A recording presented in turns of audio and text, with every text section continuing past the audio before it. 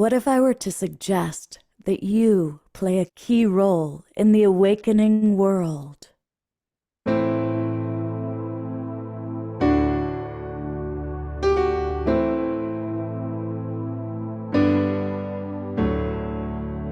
that you are watching this because you have heard the call.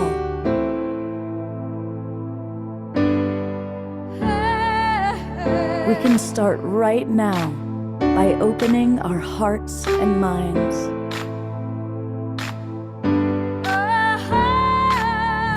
Welcome to the awakening world.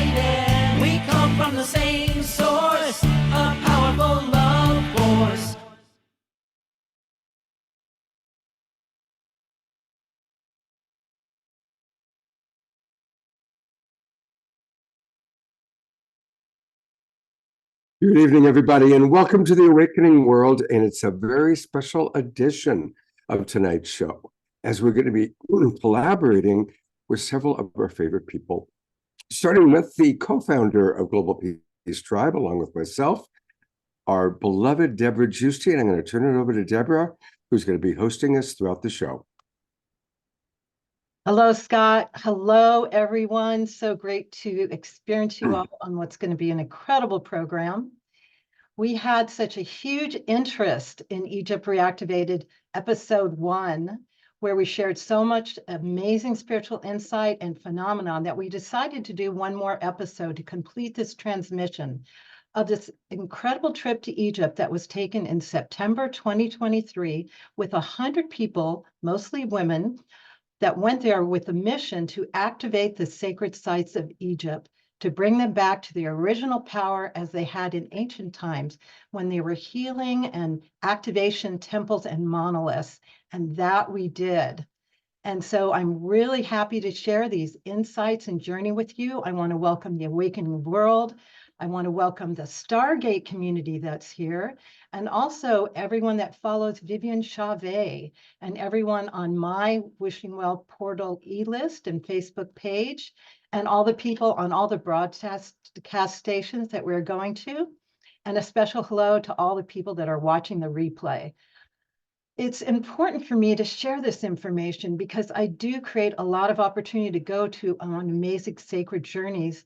And I know others may not be able to go. And so much is revealed that's important for these evolutionary times.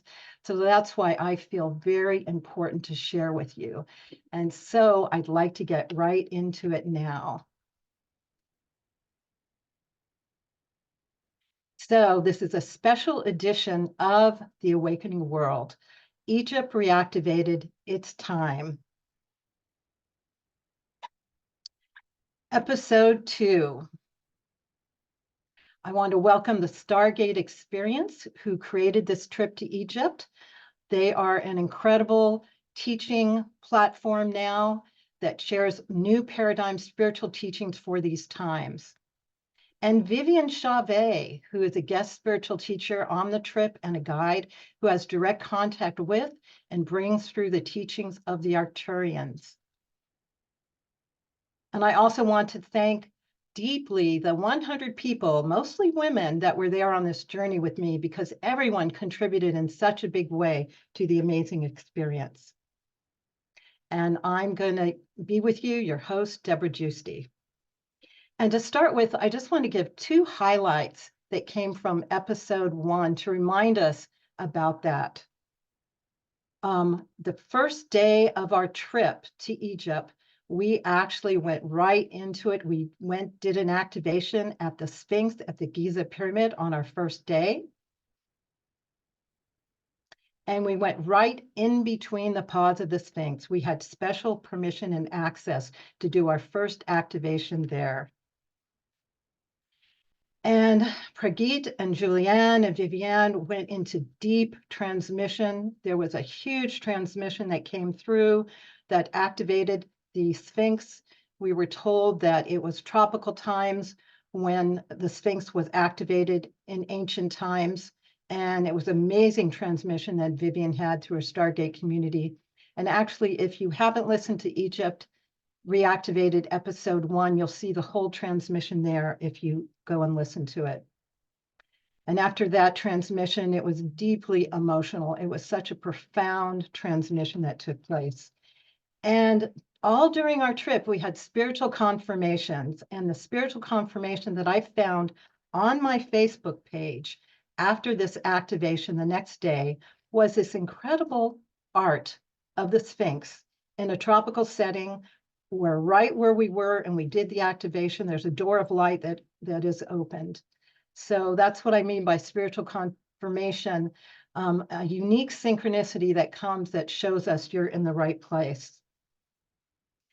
And then I want to mention about the second activation we did at the Giza Pyramid on the last night, which was really incredible. Here I am on the September moon of 2023 with the moon right above my head.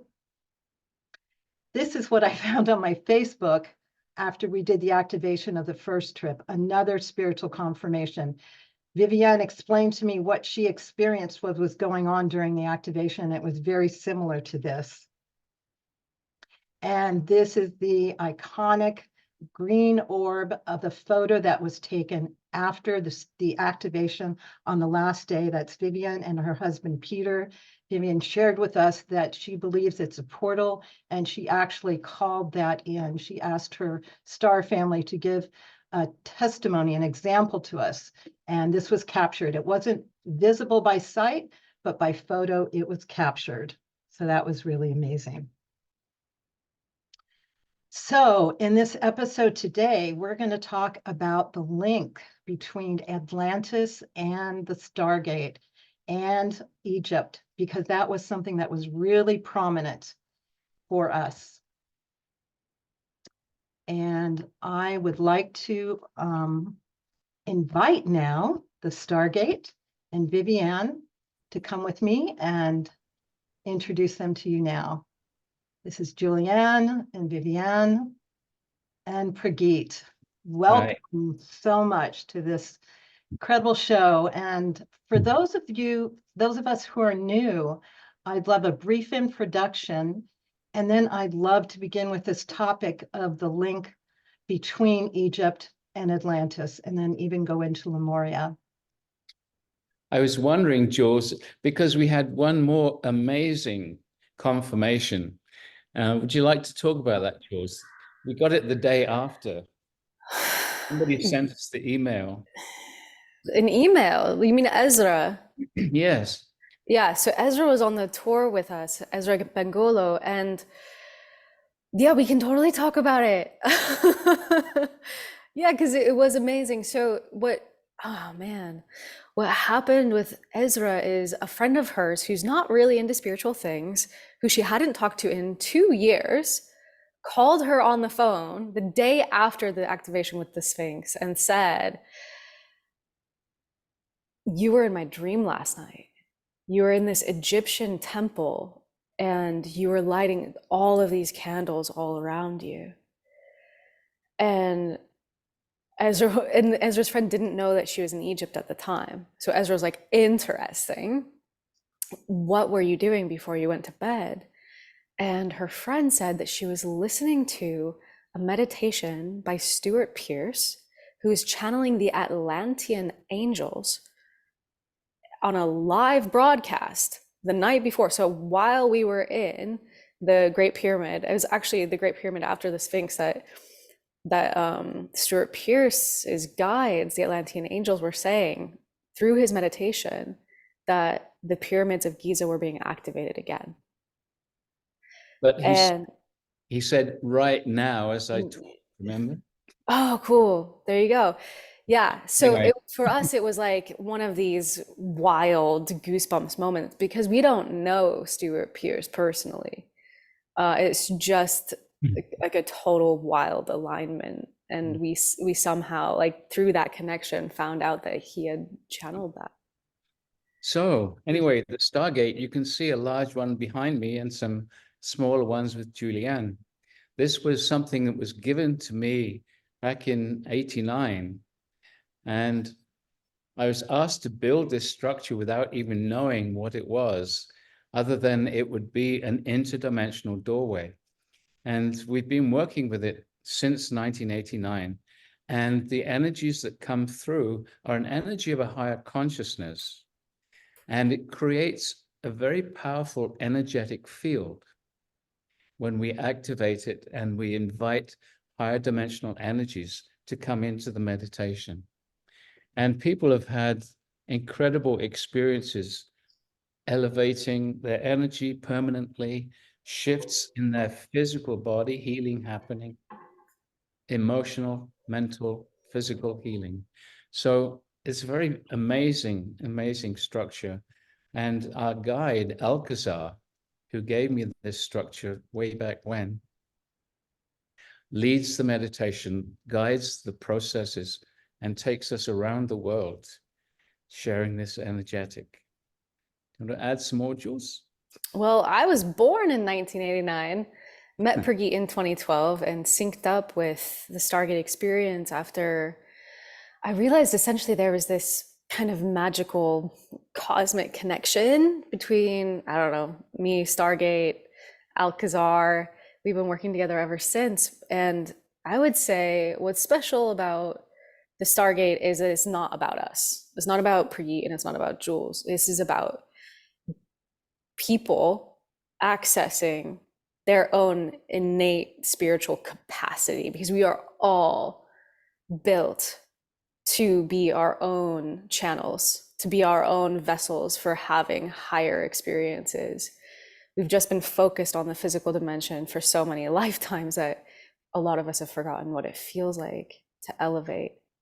And especially since we're here talking about Egypt and we're going to be seeing some amazing clips from Debra, I just want to say, like, be open to the possibility that your own inner remembrance can be struck and pay attention to what resonates with you tonight. And let's go for it. So, Viviane, welcome. You want to say something about you? Thank you. Thank you. Well, it's really a pleasure to be here. And as many of you know, I'm a direct representative or an ambassador for a very ancient enlightened intergalactic group known as the Octurians. And of course, we have been monitoring the timelines for the potential of the planet reascension and humanity reascension for eons. And so it is really a great joy for us to see that you have entered into finding that era of remembrance, reconnecting with yourselves, also embodying these higher aspect of you. And us too, we are like future example of that potential that the human race is reaching back again.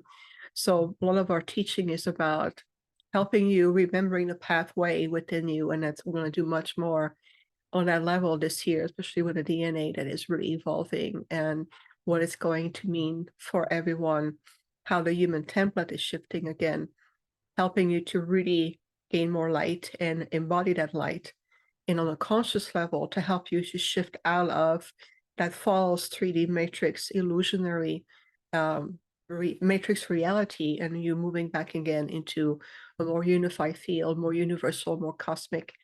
And so looking at ancient Egypt, it ties up completely with the Atlantean era.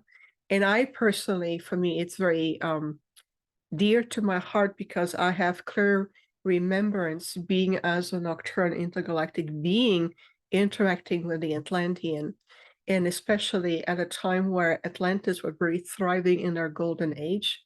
And of course, after the great descending back from a higher mental faculties to a 3D lower construct and everything else that transcended, we were also there at the early stages of the transition from Atlantis, or the last stage of Atlantis, into early stage of the ancient Egypt.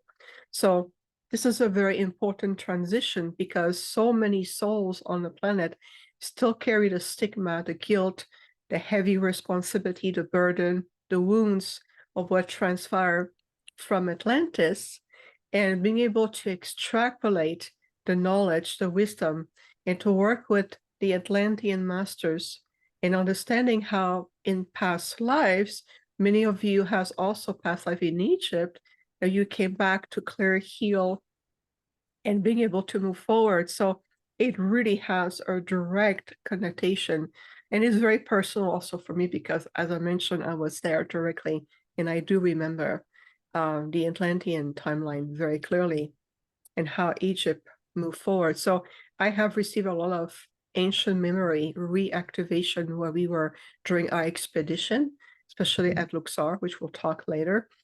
But you'll see it's going to be a wonderful journey for all of us. So like Julianne mentioned, allow yourself to bring in the level of experiences that you need to inspire you, activate a greater sense of understanding with divine compassion for yourself and others, and allow that these keys that resonate with you to become a tool to supporting you into shifting into the next level of your own evolution. So it is truly an invitation from all of us.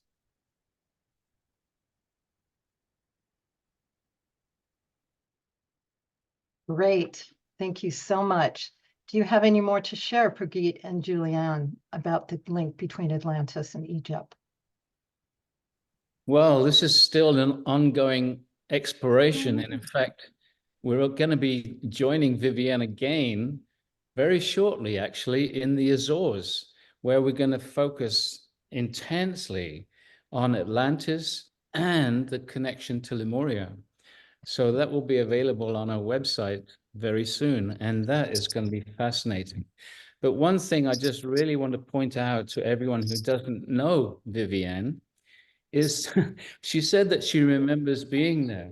She's an Arcturian in a human form. She looks very human, but I have to say the energies that she brings through and her delegation from Arcturus are incredible. In fact, just as I mentioned it, I'm feeling their presence again.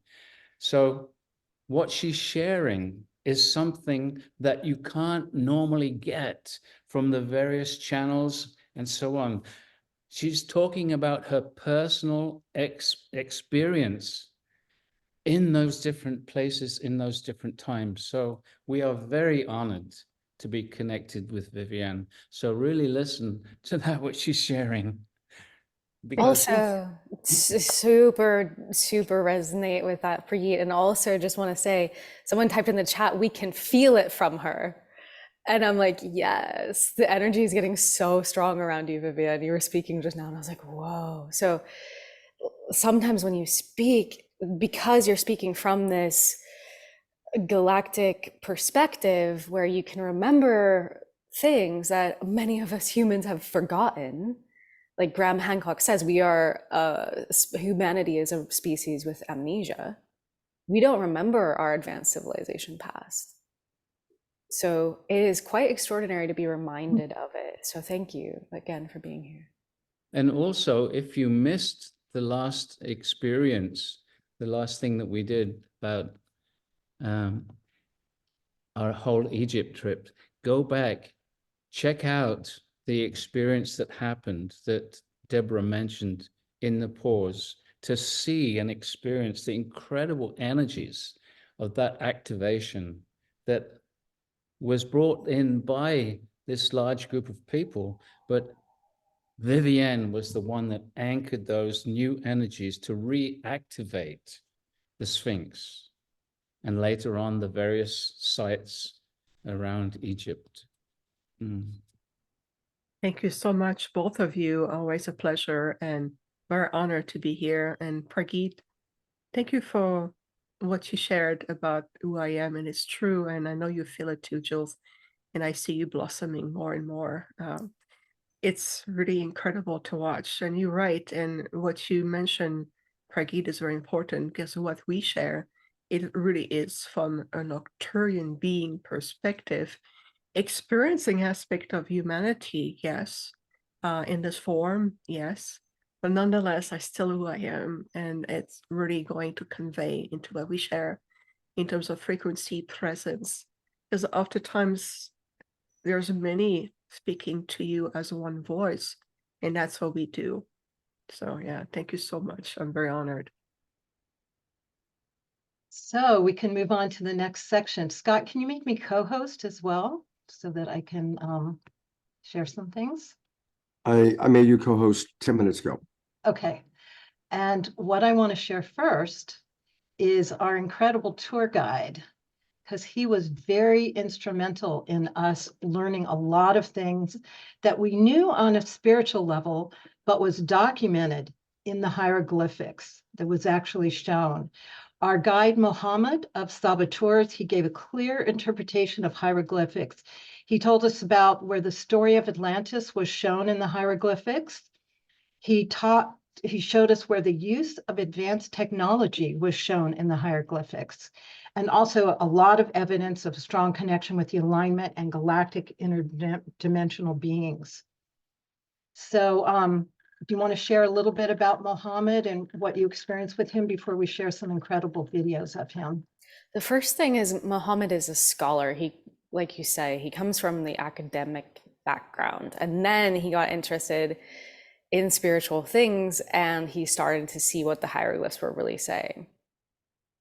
And to me, it was mind-blowing because I've always heard that the Egyptians were talking about the afterlife, but what Mohammed told us is every time the hieroglyphs talk about other dimensions, they just translate it as afterlife. And there's like actually many, many, many different hieroglyphs with very different meanings. And so there are messages that have yet to be decoded. That's really what I walked away with. Yeah, Muhammad is a very different tour guide, and his whole attitude comes from that spiritual dimension that Jules talks about. And it was fascinating, some of the things that he pointed out, and I think Debra has a couple of photos in a little bit, but he's a beautiful guy, and if we go back again, we'll absolutely be working with Muhammad. Yeah, so I'd like to share some videos now. We're really blessed in this show to have a lot of videos to share with you. There was a lot of documentation that happened, and you're going to see them in this show today. So we'd like to show what Mohammed told us about the Atlantean Wall. This is what they call it, the Atlantean Wall, but it doesn't say Atlantis, to be honest with you. It doesn't say Atlantis, but it talks about a civilization, and they received a snake. They were destroyed by a snake from the sky called Sapti. I think the snake here is a representation or a metaphor of a giant wave of destructive energy, okay? And Sapti destroyed this nation. And the story talks about some survivors, okay? That is what we managed to get from the story and the code. But they explain that this is Atlantis. So if that was truly Atlantis, so it means that Atlantis was here in ancient Egypt, one of the civilizations of ancient Egypt before 10,500 BC. And I think this is the date of Sapti, the one they talk about. 10,000, that the disaster was 10,500 BC. What happened? That solar effect. And I recommend you to get that book, Earth Under Fire, Dr. Paul Lavalier. Part of the story talks about the seafaring people. And this what caused some confusion that Atlantis maybe is outside Egypt because it must be at the Atlantic Ocean. I don't agree with this also. I think that the seafaring people was in Egypt also because all Earth was covered with water during the end of the last ice age, 907,000 BC. So it makes sense that there was flood everywhere, Europe, Africa, Asia, North and South America. Great, thank you. And there was another clip we're going to share with you because what Mohammed shared with us ongoing as like there's so many monoliths and big structures that there's no way we can even build them or deal with them at this point. And it really points to advanced technology that they have that we don't even have now. And Muhammad does show in the hieroglyphics all kinds of advanced technology. So in this video that you're going to show next, he talks about how they show that the Egyptians actually did genetic manipulation and potentially cloning. So this is really fascinating. The symbol is purification, okay? And the word purification, it's not necessarily to be the same word. It could be adding liquid to enhance abilities, okay? To change the chemical reaction.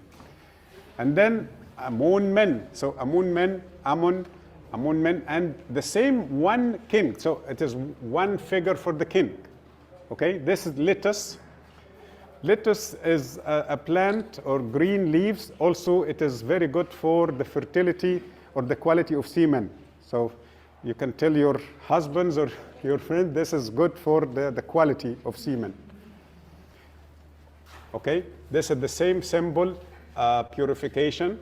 And they add some kind of cups, we are not sure what it is. And then Amun only.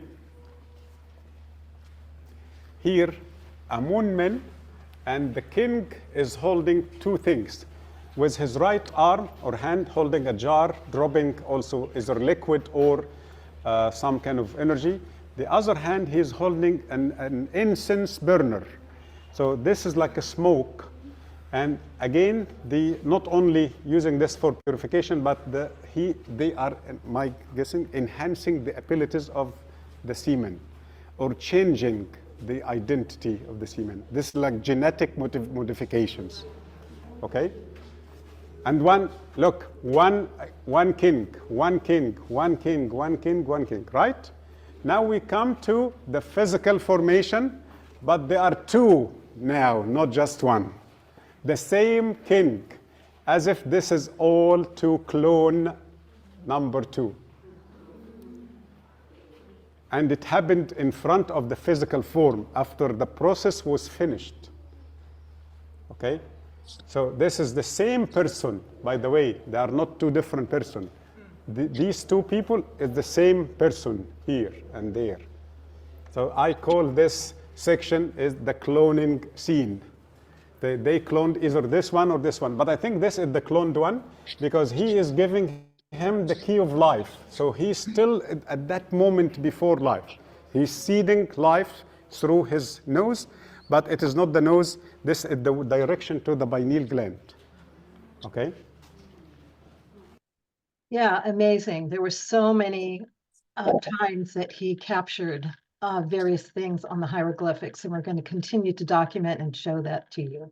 So Debra, a question from the audience, that this temple and the one before in the video, what were those two temples? I think it was Edifu, like they mentioned, yes. Edfu, cool.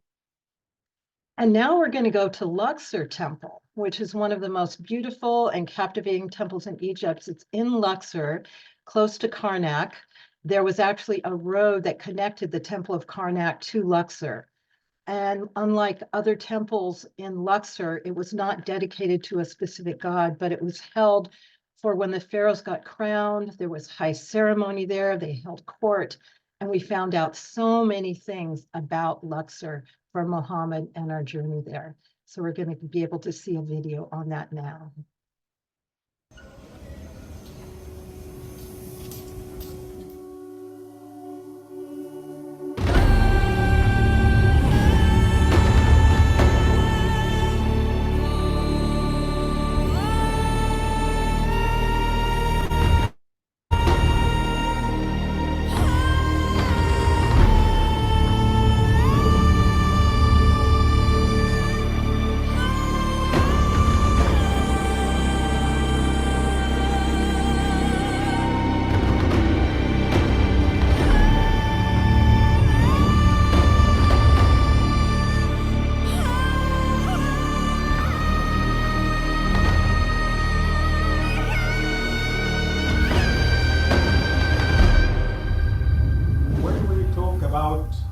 Stone, we must understand that we talk about chemical recipe. We talk about chemical substance. When we say limestone or sandstone, these are perfect materials to absorb negative energy. When we talk about granite, this is great material to deal with electromagnetic field and recharge the body. This is to absorb your negative energy, to clear your body from the negative energy. And then when you cross through granite gate, your battery is going to be empty, ready to be recharged with the new positive energy.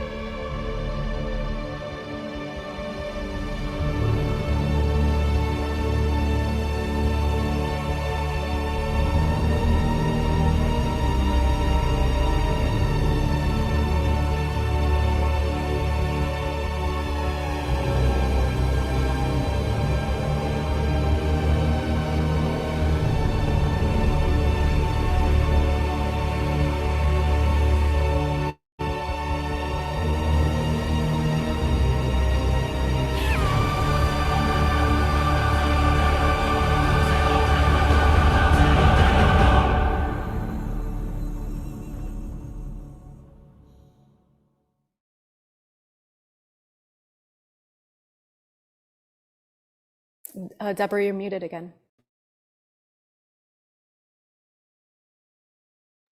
I'd like to share with you a few more amazing photos of the Luxor Temple because it was so magnificent.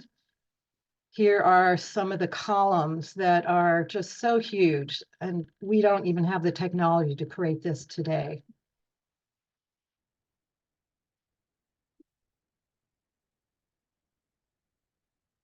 Here, Mohammed is sharing with us again the amazing statues that were there, and he explained the higher forms of technology that were used in the hieroglyphics to create these huge temple structures and statues.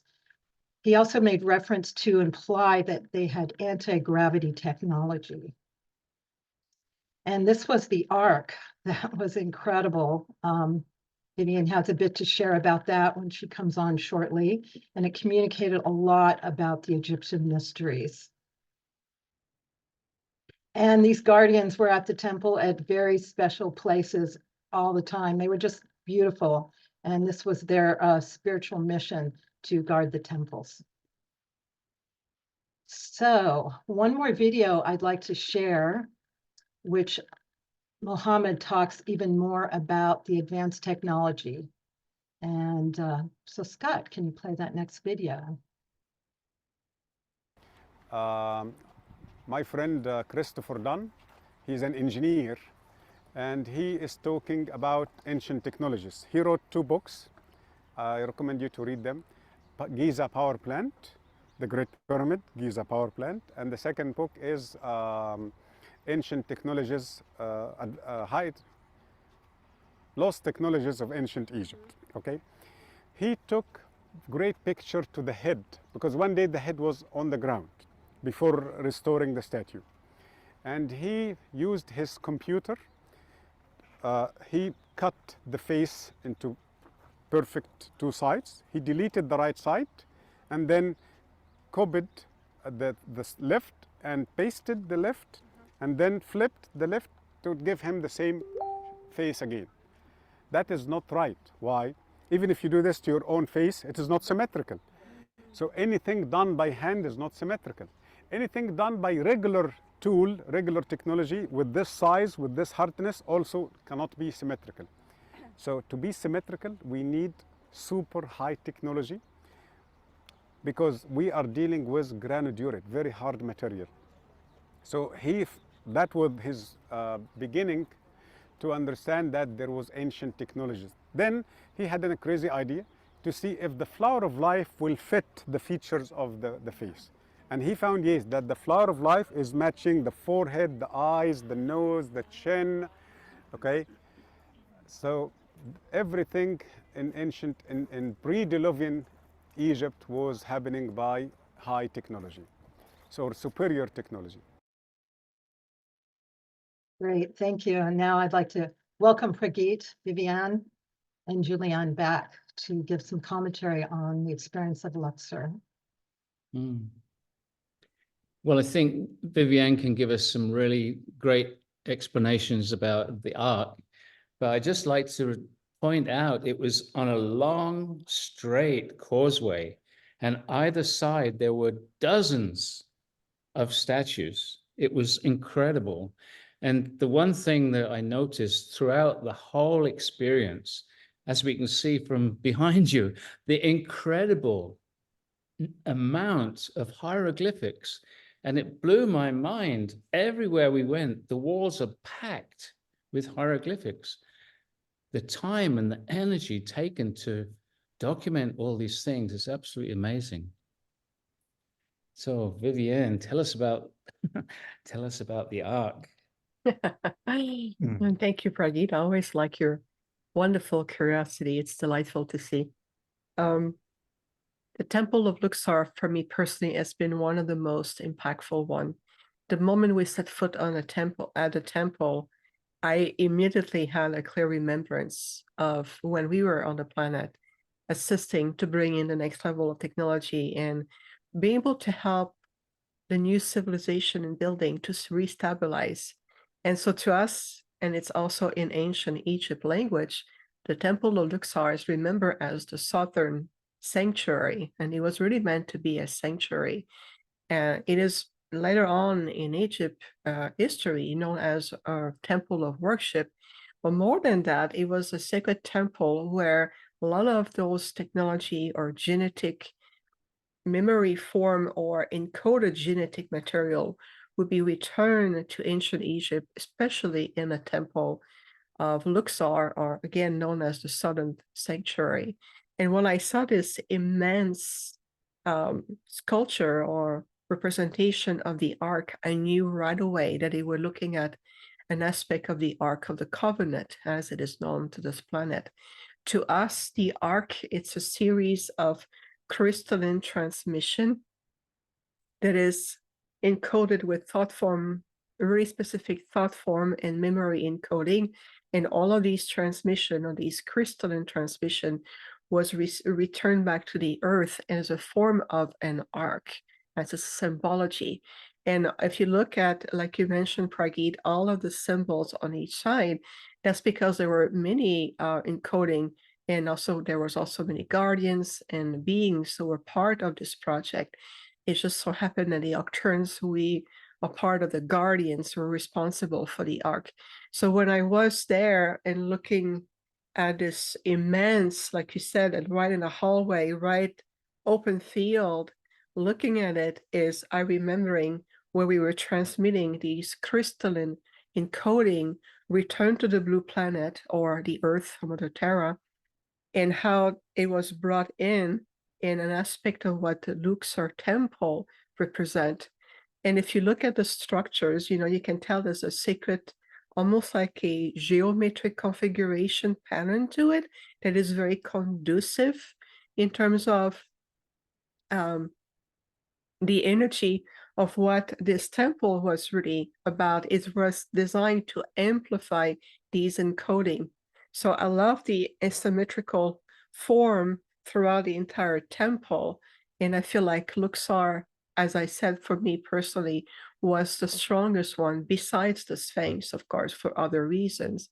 But it speaks there, it tells you the story. This is what is so many, hieroglyph or symbology that is decoded, whether a wall talking on anti-gravity or a wall on the receptacle as genetic material from a different, either other planets, races, other species that was coming back. Because if you look at the Earth in her original inception, the Earth is an ark.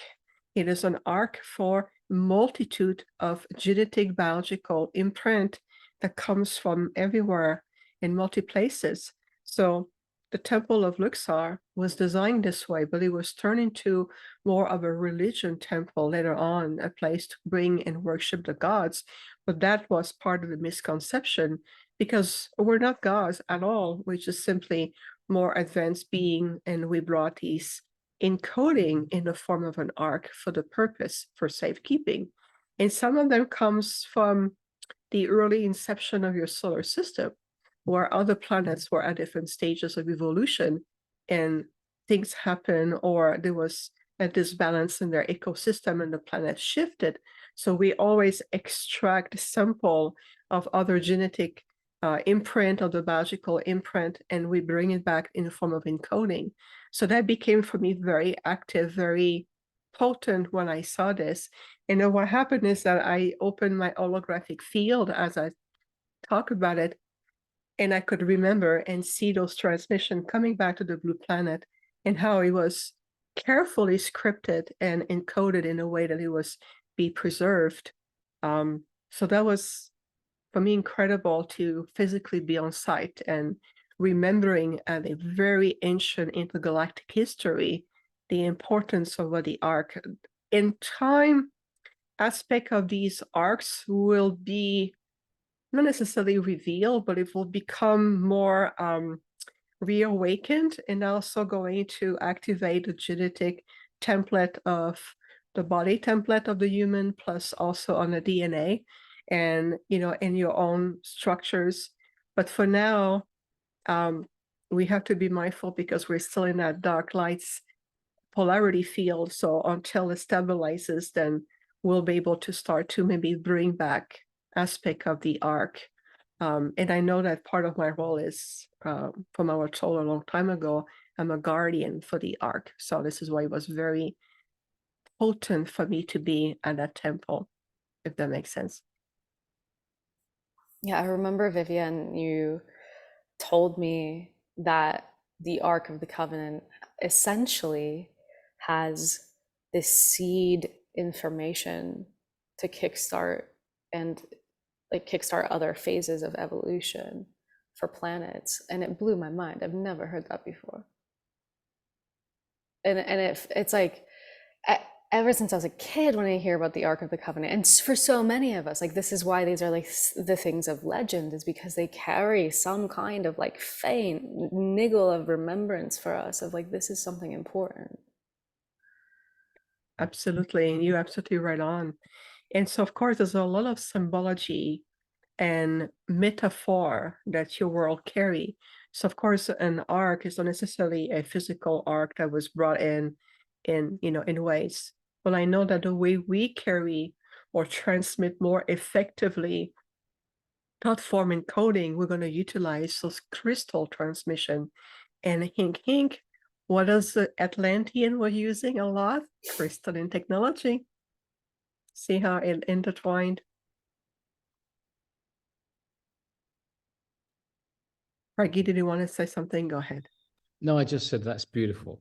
Oh, thank you. You're on mute, Debra. Is there any more that you can share about the advanced technology that was revealed? Because that was a significant part. Well, and thank you for asking, Debra. So if you look at just the temple itself, like Mohammed mentioned through this other author about the technology, for us here today, we're rediscovering the majestic of this sculpture, an immense design and temple. But you have to think about that back then, or at that time, technology to sound vibration, levitation, anti-gravitational technology of consciousness, I would say, even through your thought form, you can really be in tune with the molecular structures of these blocks and redefine the structures and build something magnificent, was very natural as verbal communication is to you today. So we are rediscovering these so-called higher abilities that is also a reflective into who you are and who you're discovering yourself through these abilities. If we can pilot very complex, immense starship in the multiverse from one point to the next, that's because building structure becomes available. And so if you think about it, if you look at these, whether the Andromedans, the Arcturians, and they're really enlightened intergalactic civilization, we utilize the highest potential of our mental faculties. So when you start to utilize light and sound at a much higher frequency band, you can transmute the structure of seemingly an object. And this way you can also reform and reshape physical form into a higher manifestation, and you can really co-create something that is seemingly impossible by your comprehension and the technology and the tools that you have in this 3D field. But it's really just an invitation to remembering the potential and the abilities that you have. Get to know your mind, get to know your faculties, open the mental field, open those communicative channels that is within you. And even through the power of sound and humming, you can also affect even the vibrational field of your walls in your house. How many times do I see my walls becoming pure interdimensional portal, and they look liquid, plasma, light? They're no longer solid. So it's no difference that building giant temple. It's just we are reconnecting with those faculties, whether it's on a molecular level, whether it's shifting also the vibrational field of an object. This is something that you're going to start to relearn more. It's part of the evolutionary process that we see. So am I hearing you saying, Viviane, that these amazing statues weren't carved by lots of craftsmen, but they were created with energy and intention? Well, in a very, very simplified way, Prageet, we can bring it this way. But it is true that everything has a frequency field or a resonance field. So when you look into it and you start to tap into harmonization or your own harmonic field with that which you want to co-create, you will see that it opens up a lot more potential in your creation. So again, it's a rediscovery that is necessary at this stage of your conscious evolution, so that you can reawaken also point of ancient memories and channels within you. So it really is interconnected. Oh, thank you.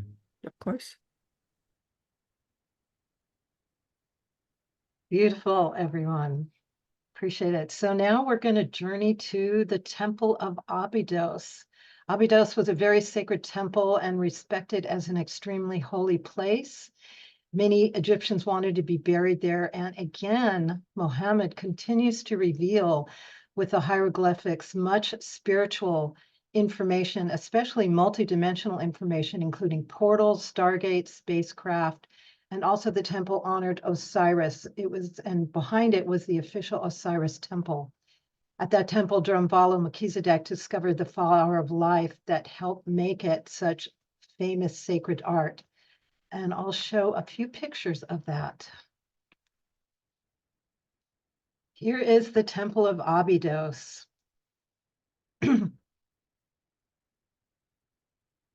And it was just majestic as you walked through there. Here is some of the hieroglyphics that can be shown where it does show spacecraft and airplanes. Mohammed also showed advanced spiritual technology, including stargates, portals, and interdimensional spiritual process. And as Viviane said at the beginning, the traditional interpretation is description of the afterlife, but Mohammed impressed to us that this was advanced spiritual transfiguration and technology that the Egyptians were accomplishing in this life. And Prageet was so happy to see the stargates shown at the Abydos temple.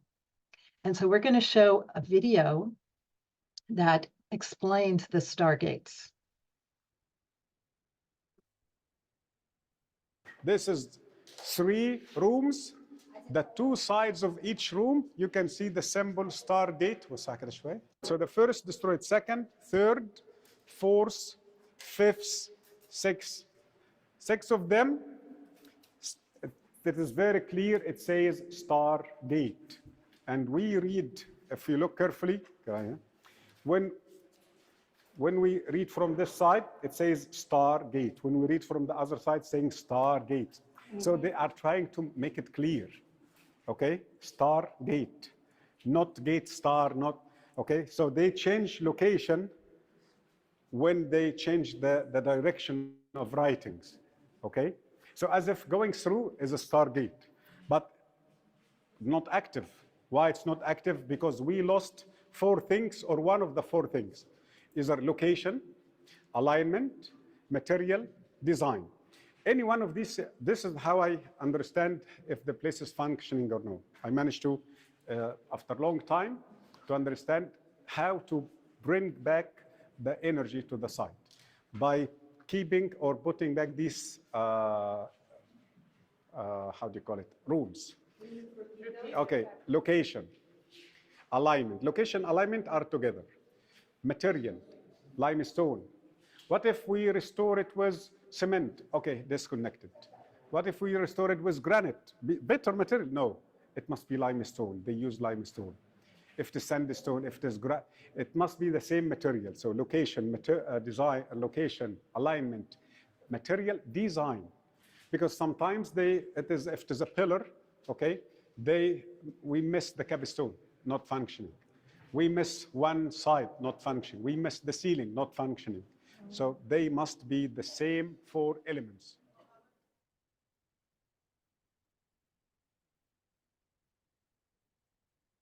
And as Mohammed shared, throughout the temple, there are special healing activation rooms and portals of spiritual transformation. Also, throughout Abydos is the documentation of the deep connection of Isis and Osiris. So we're going to share a bit more in video now as Mohammed explains.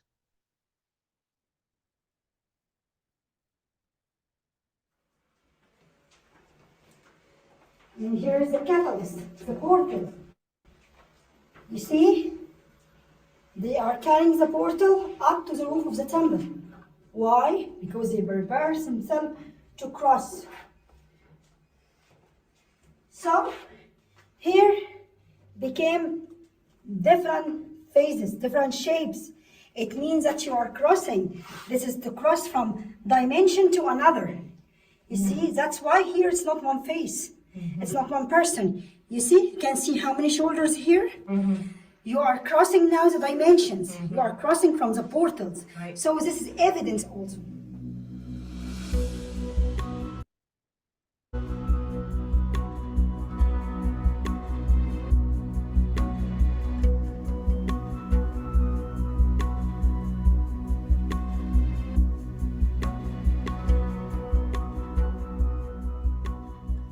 We talked about the illusion of Osiris and Isis, and we said that after the death of Osiris, Isis tried to resurrect him twice. By the help of Isis, he was able to resurrect once more. And this is the chapter of the story here. How Isis here take her husband's dead body and put it here. Why she put it here? It's a portal. You see, energy everywhere. Why? Because to resurrect him once more, she needs to charge him. She needs this energy to resurrect him once more. And then Isis and Nephthys, as we said, were 2 birds to be able to collect the body of Osiris from everywhere. Isis turned herself to be a bird. And she was flying upon him. But he did not resurrect until she touched his organ. When she touched his organ, you see, raise it up, he became alive. So the male needs a female power to resurrect, to recreate. So that's what we are talking about, that unification between 2 items, male and female, positive and negative. This is very clear here. He did not resurrect until she touched this organ.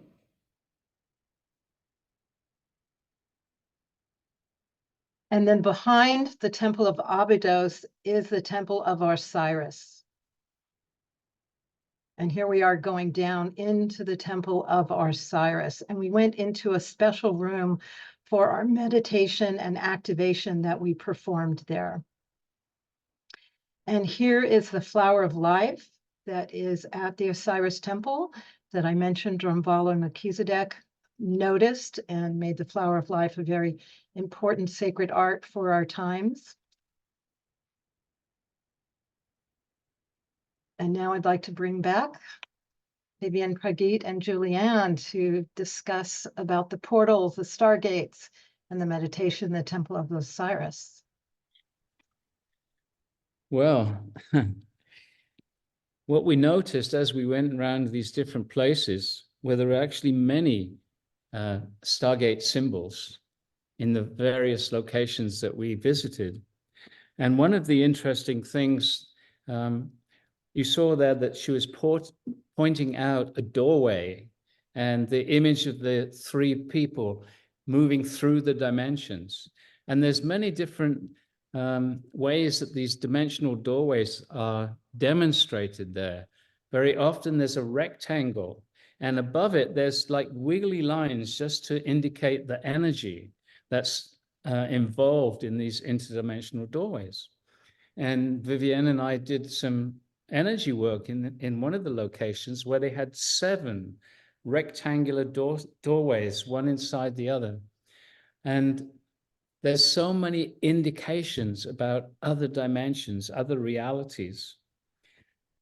Just one more thing about the meditation that we did at the Temple of Osiris was that we were in this room, and as soon as we started to create an energy field there, the guides wanted us to leave. They didn't want us to meditate. And we found this in many locations as we traveled to these different sacred sites.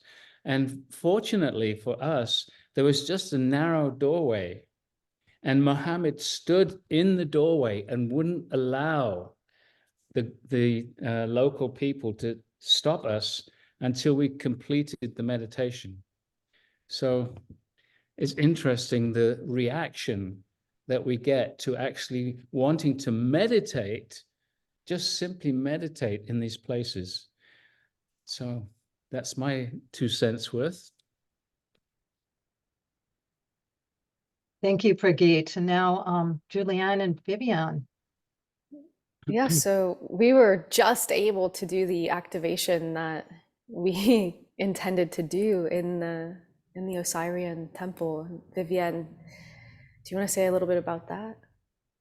Yes, of course, with pleasure, because something essential took place there too. So personally for me, the Temple of Abydos was the most polarized one.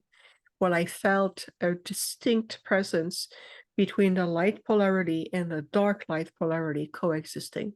So it was very challenging in that way. So when we went down, like the picture Debra showed us, to the Osirian, which was a great honor because not that many people per year are given permission to go there.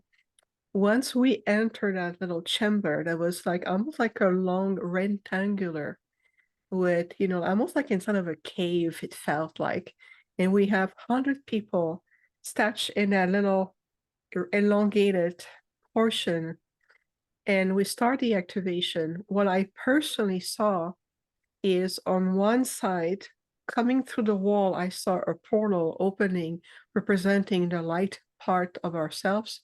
And on the other part, I saw the dark aspect coming through. So we were coexisting between the yin and the yang, if you want. And I understood at that point what my Octarian father mentioned. He said, your role today is to bring the reconciliation and the reunification of that polarized field. And it's also to bring back the distortion, or to clear and unwind any form of distortion within the sacred divine archetypes of the compressing masculine energy, the misuse of willpower over the divine feminine, and to bring it back into balance. So as a result, I remember distinctively being set down, almost like my back against this rocky wall, my head slightly bended because I had this little overhead. But I felt this power coming through me when it was my time to lead the activation after Pragit and Jules started it. And I can feel even to this day how much we brought it to the next octaves. And the message were clear. We were talking to the guards. We were talking to both aspects of these dimensional reality coexisting with us. And it was a clear message throughout the entire grid system in Egypt. And I remember that once it was done, I could feel the pushing of the guard in spite of Mohammed's best efforts. At some point, I felt many eyes coming at me going, okay, are you done? Go out, get out, get out. And then what we did, my Octran group came and sent a blast of love light frequency to them. And I opened my eyes and I said, now we are done. And that was the message I was sending to them. So to help everybody, even the human beings who play those roles of guards and kicking out visitor, no praying, no put your hand in prayers, don't do that. But I know that they play their roles. So I want to honor them. And thank you. It was really, I would say, a powerful place. Abydos was challenging for me because of that duality that is very palpable, even going through the temple, through the city of Abydos and in a temple.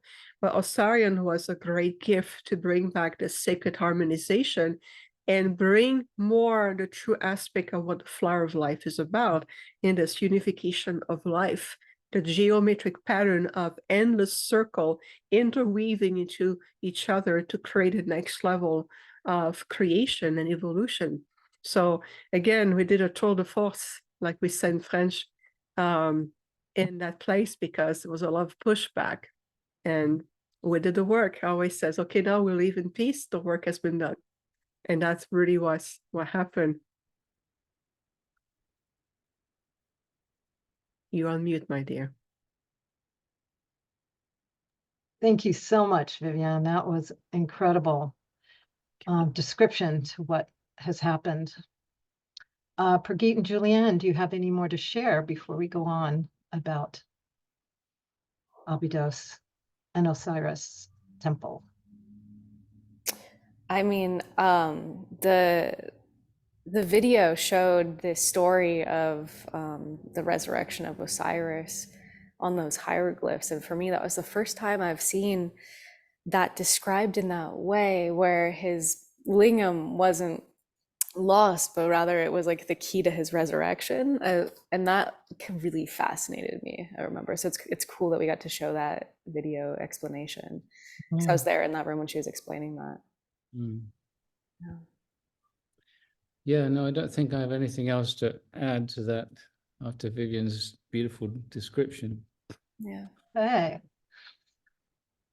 we're going to go on to the next temple, which is something that we shared in all our promotion. We were going to focus a lot on. We are going to go to the Temple of Isis and really understand the power of the divine feminine that showed up very strongly there. So the Temple of Isis is actually on the island of Philae. So we got to take a boat to the Temple of Isis. It was because of the Osman Dam, it was moved to the island of Philae, which was a powerful thing that they did. And from the boat, we could see it as we cruised up. And this was part of what the Temple of Isis looked like. Again, huge columns, very beautiful. Lots of space for ceremonial chambers, as well as the inner chamber of the Holy of Holies. What was very special is as Viviane was going through this archway, Isis started to come to her. Now, this was unusual for Viviane because she usually talks to her Arcturian family, but Isis wanted to have her word. And so she knocked on Viviane's shoulders and came right through. And that's a picture in the Holy of Holies, where Isis came through very strongly with a message for Viviane. And here is Isis, hail Isis. And so what we got to do is go to the side, and again, this was an unusual thing where we felt really strongly we wanted to meditate together and anchor the power of the divine feminine that was coming through, that everyone was feeling at that time. And so we all went to the side where no one was, which was kind of illegal according to the guards, and we did a meditation. And we're going to show you a little bit of that now.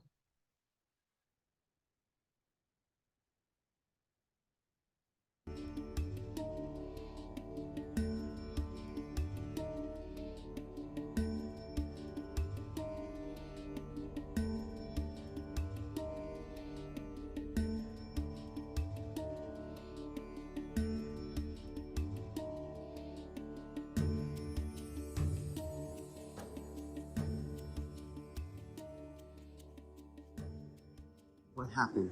What happened is that as we're walking through the seven gates, we can see there's different gate of initiation. The last gate at the bottom, I saw a sheer of pure white energy in the form of a woman. It was the divine, pure, divine feminine, and Isis herself in her essence came through and started to communicate. And I saw this ray going into my cardiovascular system. And I said to her, I said, "You're hitting my heart." And she said, "Yes, because your heart has been damaged through the multitude of draconian and reptilian attack that I've sustained all my life." And I said, "Beyond myself, what else?" And she said, "It's the same representation of healing the heart of everyone, every being in the very heart of Mother Gaia. And all she asks is honor. Bring, as you are in a temple, within yourself, honor the divine and feminine principle that I do represent. And by that doing this, we're restoring a complete unification of the divine prime creator principles of the feminine, returning with the masculine together. And that's what she wants from all of us. So we'll incorporate that in our meditation. Right. That's what she wants. She wants us just to honor the divine feminine. But she came as a sheer of pure white light, as a woman. And I saw this beautiful, bright green orb crossing across my screen to let me know that her consciousness was here.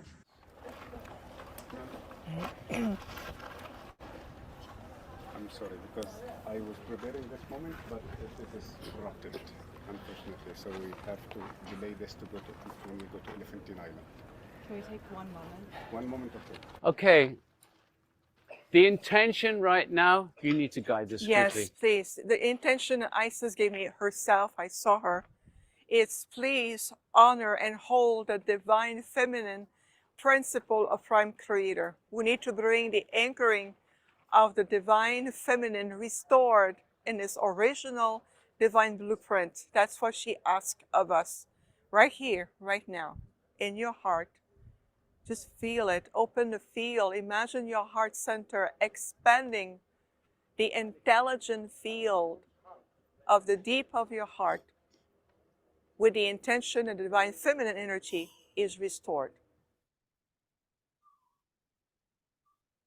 And bring in the energy through the grids of the ancient site of where the temple was originally, and let's bring it back where it is today in complete alignment without any distortion whatsoever throughout space and time and throughout infinity.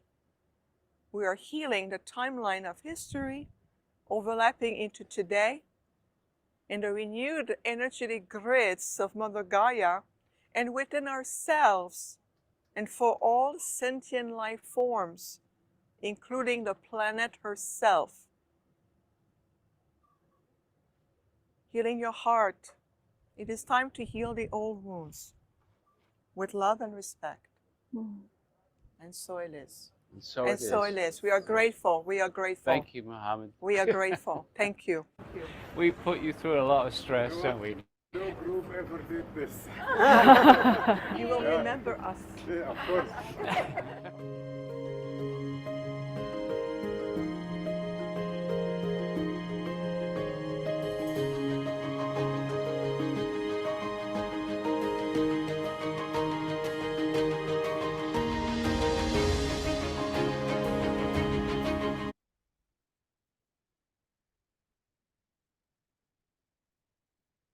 Hey, bringing back the Stargate and Viviane to share more deeply what happened at the Temple of Isis.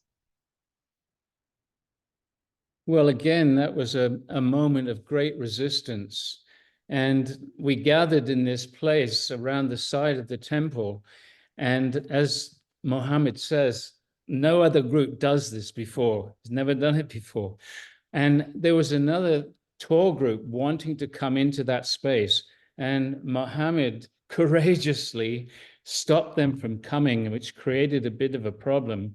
There was another doorway where one of the local caretakers was standing, and he could tune in and feel what we were doing. And so he was stopping another group from coming into the space.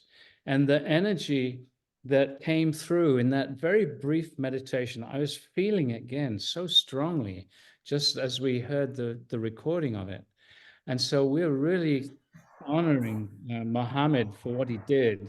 And a few minutes later, as we started to leave, he got in a big argument, and they said, you can't come back again. They actually wanted to prevent him from coming back with other groups. So he was really supportive.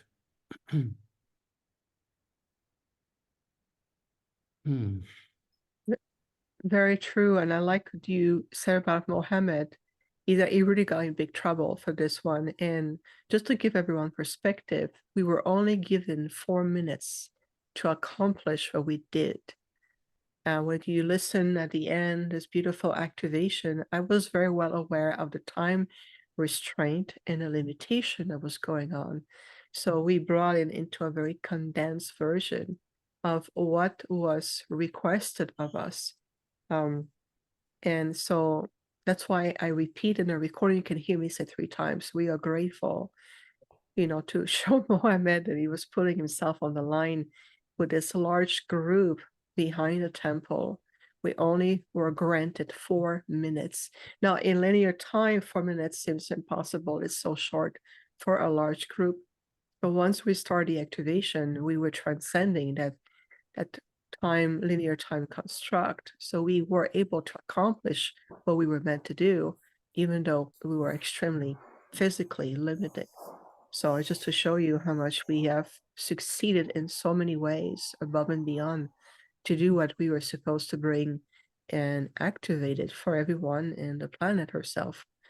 It was very unexpected for me to have such a predominance conscious interaction with a soul aspect of who we call Isis. And I still remember it to this day. And I hope that everyone was able to hear what I share. Otherwise, I can repeat as I remember, if that's helpful. Yes, if you could just recap your Yes, experience, would be great. of course, with pleasure.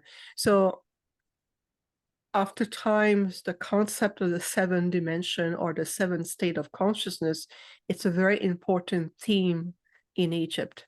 So we saw in the temple the 7 carving of those doorways that represent a conscious evolution.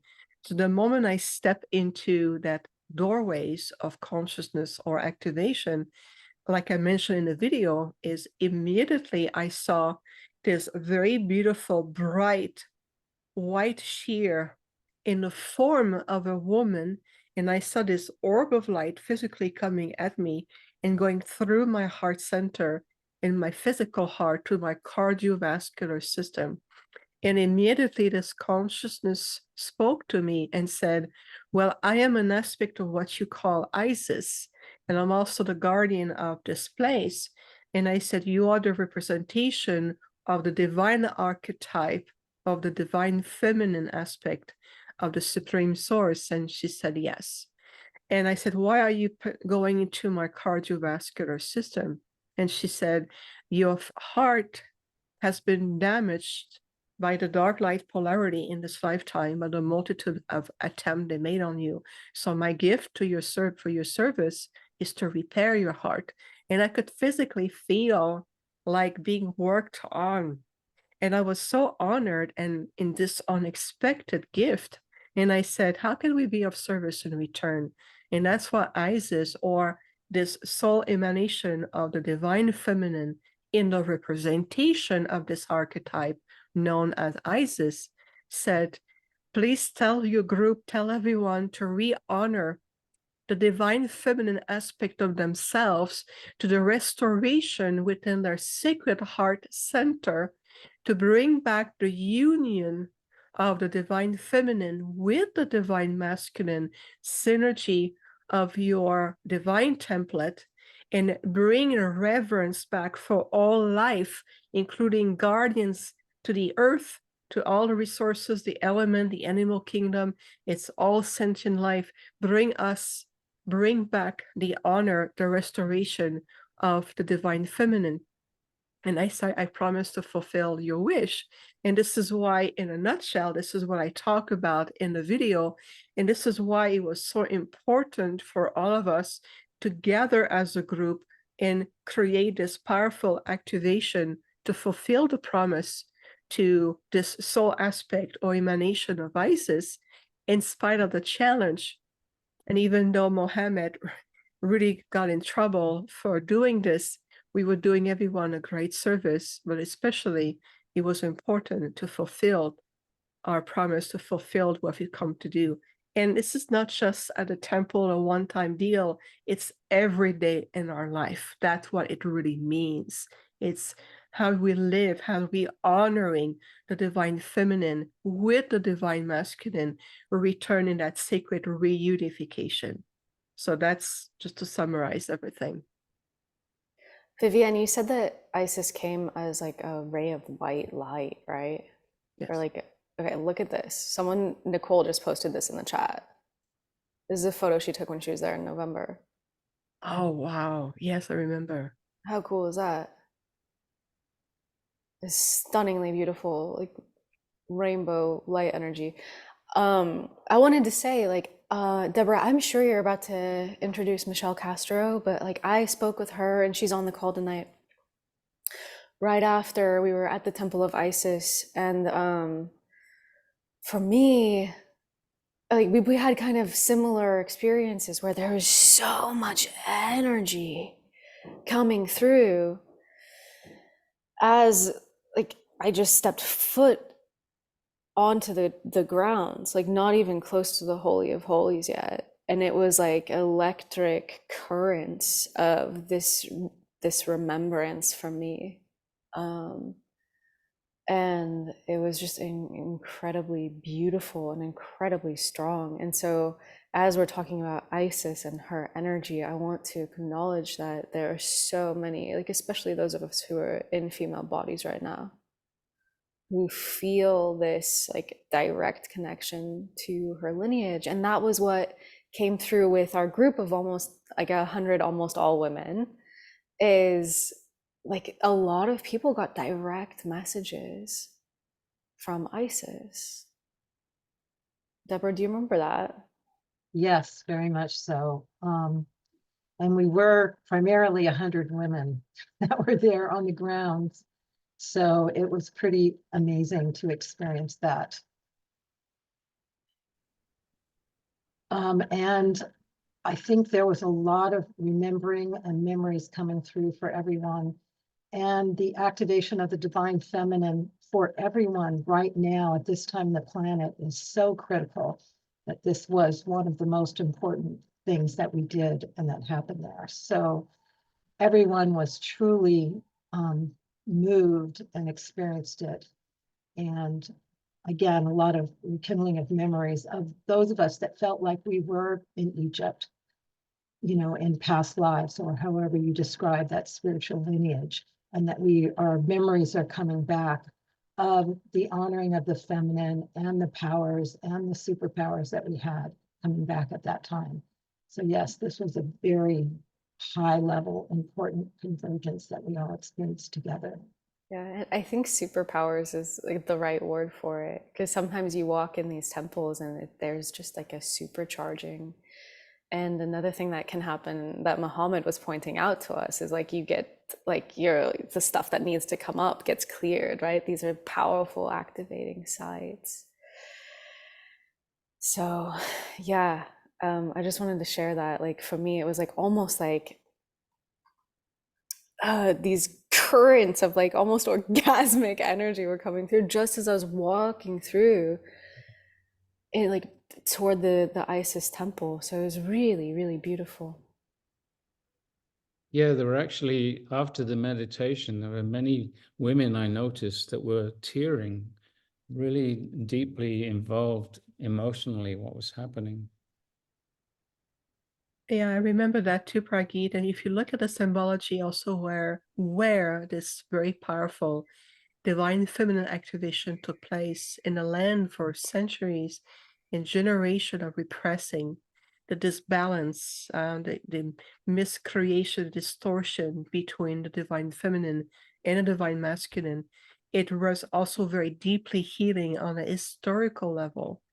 And this energetic archetype of the divine feminine came to me as this veil of light in the form of a woman, knew exactly what we're going to do was also to restore and heal generation of deep wound that needs to be reconciled so we can finally re-emerge in a new flower of life, the more reunified flower of life, that's chalice of all life that we carry within ourselves, within our heart center to the threefold flame. And both archetypes or both aspects have to be present. So this is why for us, when we work with the divine feminine, it is always in conjunction with the divine masculine, because those aspects needs to be restored on the planet and within ourselves. And being in Egypt, connecting also to the Middle East and everything it represented was even more significant. This is why I was so honored that this beautiful presence chose to communicate with me so potently, clearly, and of course the gift I received. Obviously I have a lot of work to do, so she goes, you have to keep going, so let me heal you. And we are going to, Oh. do you have one more thing to share? Well, I was just going to say that very powerful meditation and energizing happened on an island with water flowing, the Nile flowing all around. So that energy was like moving out down through the waters as well. And now we are going to take the divine feminine up another level, because it's my pleasure to present someone that was there on the trip. And she was really significant in terms of being there as, there she is at the Temple of Isis. And I'm talking about Michelle Castro. And what is so amazing with her is she does have a direct connect with Isis that comes through her. I was with her in the Queen's Chamber at the Giza Pyramid when she gave a transmission of Isis that came through. That was amazing. And of course, her experience at the Isis temple, again, was incredible to be with her and share with her. So Michelle, welcome so much to this program. Thank you. Thank you so love much. to share, to add to our understanding of Isis. And if Isis wants to come through and say something right now, we would be honored. Sure. There's so much that wants to be shared. And it's through the work with the Stargate that Isis started coming through me. So it's quite an honor and such a full circle to be with all of you. And when Isis first came through me, it was in a Stargate after doing lots of essence of life work with Julianne. I went to a Stargate, and very similar to how Viviane described it, this being who named herself Isis, veiled in light, came to me. And before that, I was hearing these words and being guided to do these things and being guided to do specific trainings, specifically on embodiment and somatics and healing on a very physical, individual level. And also to be revisiting some of my earlier spiritual training in mythology. And what she was describing was that the distortion of the divine feminine needed to be healed in the collective and on an individual basis. So in the queen, so first we did this experience, this activation, this clearing in the king's chamber. And I believe one of the other goddess women, maybe Eugenia, was leading an experience in the king's chamber. And I was deep, deep, deep. And I kept getting these visions of what looked like pink electric lights moving. And I just went with it and just received and received. And I just heard, don't worry, you'll just receive, just receive. And so I did that, and it moved me into this understanding as we were moving into this queen's chamber, the activation that occurred. I can only describe it as I've been trained in a lot of nervous system work, and what we learn about healing on a very physical level on our nervous system is that when we experience something that's traumatic, or we experience something as a limitation, it's that we hold the charge, and that in order for healing to occur, there needs to be this discharge. And it was like this experience of just within the pyramid, this almost like this giant burp of energy where this discharge occurred from the work. And all of the energy, if you know of a volcano starts bubbling up and starts bubbling over, it kind of creates this mess. And one of the reasons that the divine feminine was so repressed was the fear. And that fear comes because the divine feminine, it represents our physicality. It represents that work of having to kind of go in and go into those darker places sometimes, and to look at some of these distortions and heal them. And while for many eons we've been left alone, the Isis is back. She's here to remind us that even though we've had what has been left as the Madonna, the white, we have the light goddess, we have the light, the Sophia. It's the aspect of the dark goddess that Isis has been holding. And that doesn't mean bad. It means the one that descends with us. So she was showing, as we were going through these different activations together, that this pink electric light, it was actually a culmination that when we did our second activation at the end of the trip, I could see it was a giant cosmic rose, and that her energy was flourishing in this giant cosmic rose that made her available to us, to hold us as we move through some of these distortions. So as we move through the individual pain and suffering and limitations that have been imposed upon us. I can keep talking, or if you want, I can go into, I just want to add, there was a moment that Debra and I shared together at the Isis temple, where I had the honor of being with her as I made a reconciliation, because I had a very huge clearing of my own past life. And after we did this little ceremony together and this blessing, she said, "This is very different from the last time I was in Egypt." And I remember saying to you, it has to be this way.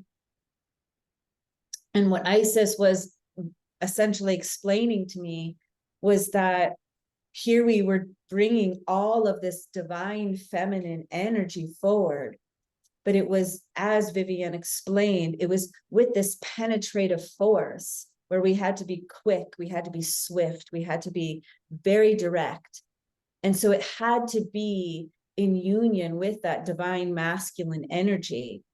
And it was one after the other, after the other. I mean, this was 10 days of very unique and distinct, bringing forward these healings, bringing forward this divine feminine love, but with this very penetrative force that is our divine masculine side. And so it was in that union of the feminine and masculine that we were able to bring forward these activations. So Beautiful, Michelle.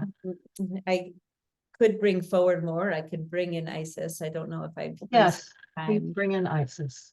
Okay, sure. This is such an honor, and it's not something I get to do a lot with such highly respected people. So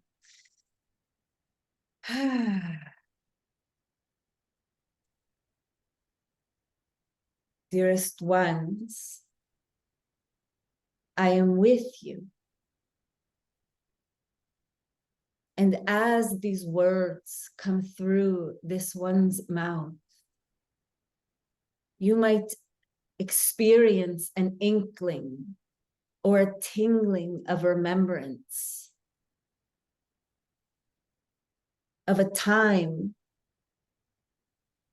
when our union was so significant to you that everything you did was rooted in your connection with the Divine Mother. And I know, dearest, that the distortions and the traumas that have occurred in your timeline has, you can say, blurred our connection. And it doesn't matter how you worship me. For I am the goddess. I am the mother with 10,000 names or more.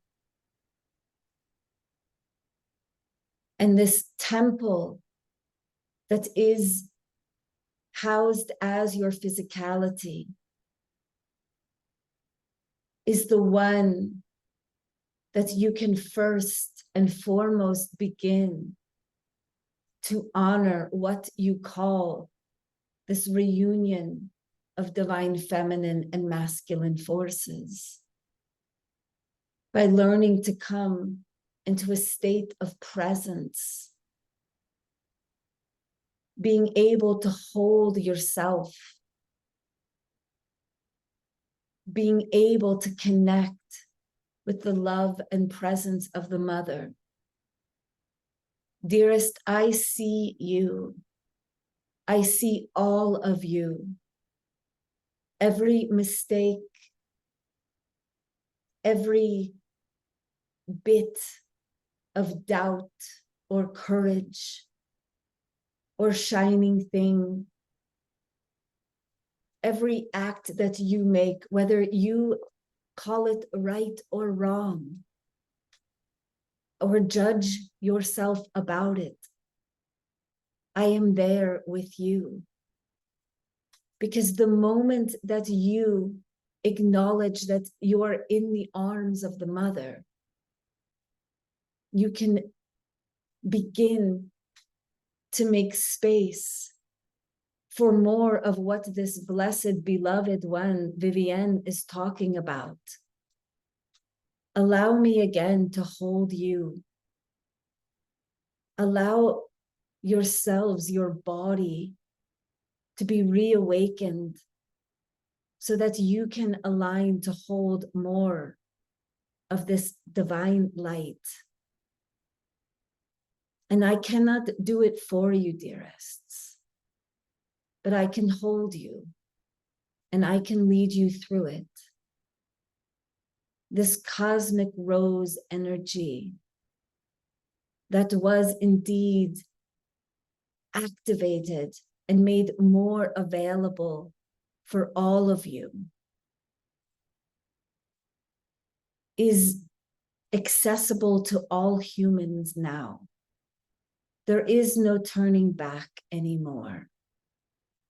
The reconciliation starts with you honoring being very honest with your own self, sitting with what you call the shadows.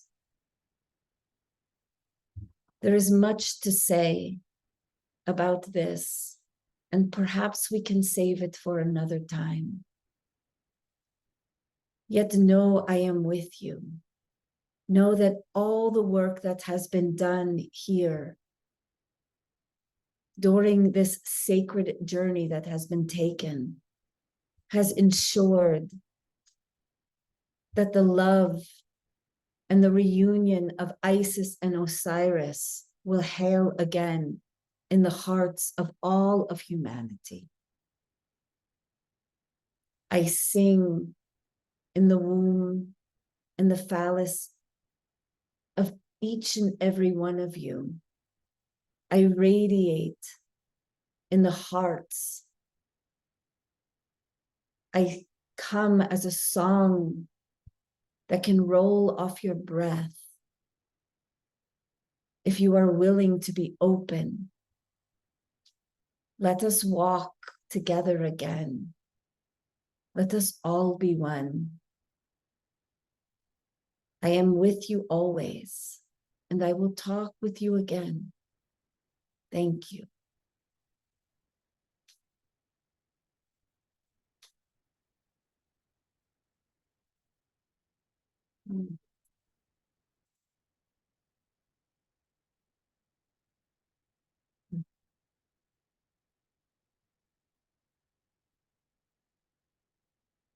I can't hear you.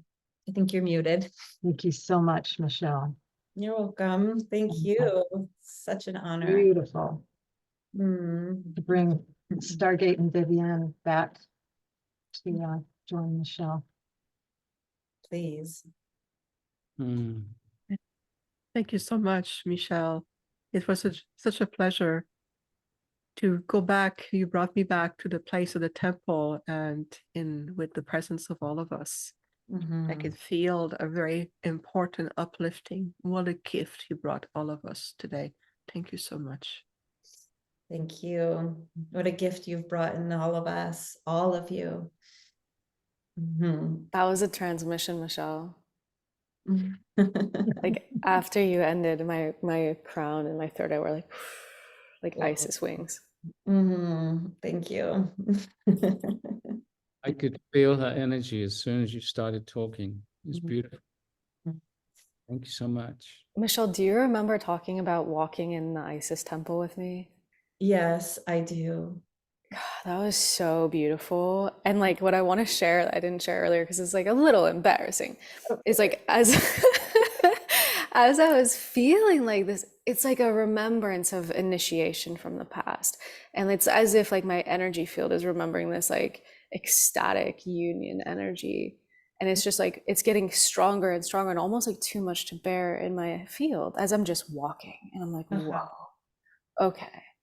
And I look over and I see this one man who's on the tour with us. And I get such clear guidance. You have to go hold his hand. Like, go hold his hand. And I was like, I mean, like that's a bit much, but I was just like, okay, I'm gonna follow it. Cause like I'm friends with him, right? It's not like a total random stranger. He's on our tour group. I'm friends with this person. So I go and I hold his hand. And it's as if like all of that lightning becomes like anchored through him into the earth, like a discharge. And he started crying. And it was just like this beautiful moment of remembrance, because this is like the male-female polarity is there are secrets and mysteries to our physicality that have yet to be re-remembered and unlocked. And these were just one facet of what Isis was bringing and teaching in ancient Egypt. Absolutely. And when we were doing that 4-minute meditation where Viviane was leading us on that side, I remember it was as if like Osiris, like I was looking at it and it was just like Osiris was just like beaming and beaming and beaming and radiating light, radiating light, radiating. And it was this sense or this like frequency of like trust again. And there was these continual moments. I actually had an experience with that, our same friend. And after, I think we decided, we're like, wow, we must have had past lives together. Yes. But there was this, this again, reconciliation that occurred. And then after that, from then on, it was just like demonstration after demonstration of like repair with the masculine. We're like, wow, like, not only do I feel honored, but I feel so supported. I feel so connected. And yeah, I have a grounding rod for some of this energy maybe to flow. Mm-hmm. And, you know, Isis has said these secrets are going to be open to us little by little as we clear out, you know, some of our own limitations, then we can hold space for more to come through. And I know in my sessions that I've been doing with women, just incredible things are starting to happen for them. So it's exciting what's on our horizons. Yeah, it really is. Mm-hmm. Thank you. Thank you so much, Michelle. That was just perfect and awesome. Thank you. Thank you. You're such sacred beings. I'm so honored. And gosh, and Prageet, I can't even say enough about this man that I heard speaking on the radio. And I thought, who is this weird? What is this weird Stargate thing? And it was, and then as I was doing this work, I would hear these voice and see these beings laughing. And I'm like, what are they, Hathors? And talk about, you know, the, and he would say, you bring in Alcazar and you don't need to go to school and you don't need this training. And this is, something's going to come through. And I would push away and resist and resist. And then all of a sudden I started bringing through Isis. And what I realized when we didn't visit in this little journey, the Temple of Dendara, but when I got to the Temple of Dendara, those little beings that I kept visualizing were the Hathors, laughing at me, telling me that I would be bringing this through. And to bring it all back together, it was through working with the energies of the Stargate that I was able to connect to this. Mm-hmm. And of course, the divine masculine support. So thank you. Oh. Thank you. Oh.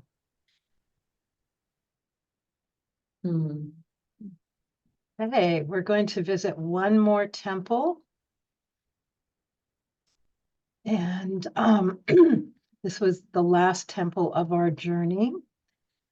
Also very significant. It's Saqqara, where the step pyramids of Dozier was. And in Saqqara, there was a lot of burial grounds in there. Also, there was tombs that we went into that were incredible. Here we are walking down to the tombs. It was about 100 degrees that day. And there's always interesting characters to meet on the way. And there's the entrance to the tombs that we went into. There was huge tombs underground. And this is where we got to dance with the orbs. So here's a picture of the underground caverns in these sarcophagi that were many tons heavy. And again, this was an incredible phenomenon. They have no idea how these sarcophagi could get underground in these tombs. They still don't know how this happened because the granite that created all this was like 200 miles away. So again, additional phenomenon of higher technology that needed to be utilized. And when we were there, there was a lot of us that were capturing orbs. They were all around the tombs. So a lot of people have them on their cameras, on their videos, and we're going to be able to show you examples of the orbs in the next video.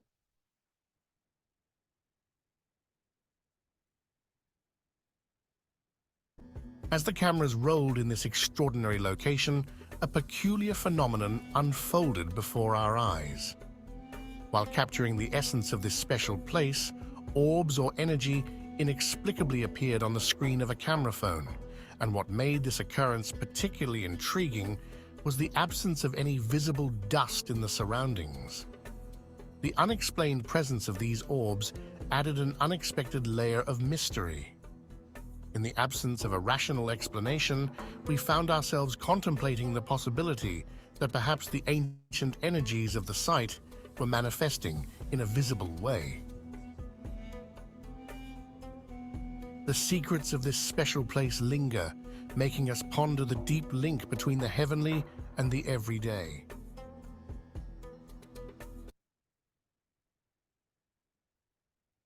Great, and there's one more video we're going to show that is actually where I was captured with orbs all around me as well. It was a very special place. This is a very hard challenge. Okay? With what? With some? Ah, yes. Why there is like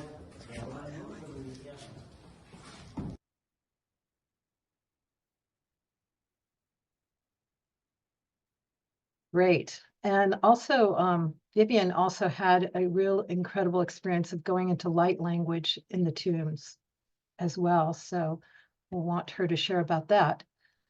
But Pragit, Julianne, Viviane, would you like to share about the tombs in Saqqara?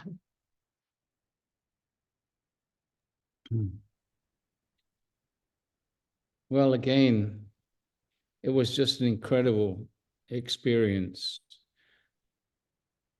And just feeling that the strangeness of that place and some of the different energies, because I was also feeling some of the heavier energies there as well. And it was not a pleasant feeling to me. It was also interesting, Viviane, I know you have a lot to say about this. Mohammed showed us as we were leaving, there's like almost as if there was a production line of these giant tomb things, and there were a few that were left unfinished, as if whoever was creating those had to leave in a hurry. So it's sort of an intriguing side note.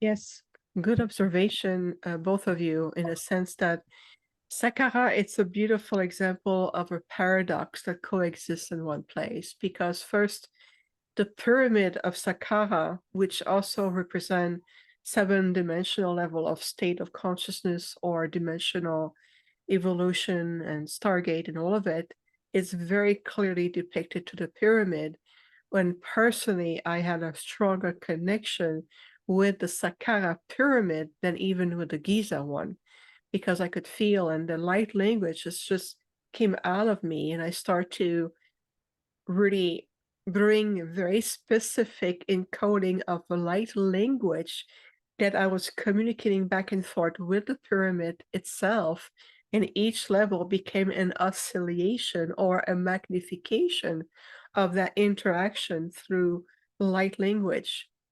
But like what Debra mentioned in terms going into underground, I was unable to move beyond a certain point. My team went and says, we want you to leave this place at once, because I could see the original usage for these, container that was very thick, very heavy, very much aligned. If you look at the symmetry, they were in almost like in a very juxtaposition alignment with each other, and it was like in like a diagonal energies. There was a diagonal, and when you walk through the corridor, you were like in that X of that energy. You were caught right in that beam, and I start to get memory and very clear vision of what they're used for.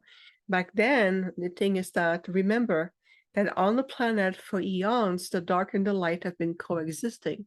And so it was to utilize life force energy of being of all kind to put in these chamber and bring the feeling up to, from underground up to on to the grids and up to the surface. And personally, I experienced a very distinct disruption in my sacral. So it was really activating the ball movement in my sacral was being like almost like crushed, or allow me to rephrase that, was very compressed significantly. And so there was like this wall when my group came in, they said, no, you shall not go further and you must leave at once. And I feel like I can feel this energy. And I told Peter, I said, I must leave at once. The contraction is unbearable. And he goes, yeah, I'm with you. So he brought me by the arms and took me back to the surface. And as I was leaving this place, returning into the surface, I want to reconnect with the pyramid because this is where my energy was restored. So we have to be mindful that this chamber are not necessarily all positive, that you have to remember back in the den, we talk about resurrection, utilizing life force transmissions, the pineal gland, the life force energy of the body and all of it, but it was used also for different purpose that we don't need to go into the details, but that particular underground facility for me was like a big no-no. However, nothing is in vain. Everything has a purpose. And it was an opportunity to ask. I did a decree. I asked at a higher level for a direct intervention to come and neutralize the place from residuals or any form of activity that may still exist to this day. And I did ask for this old place to be completely neutralized and reactivated. And this is how I experienced it.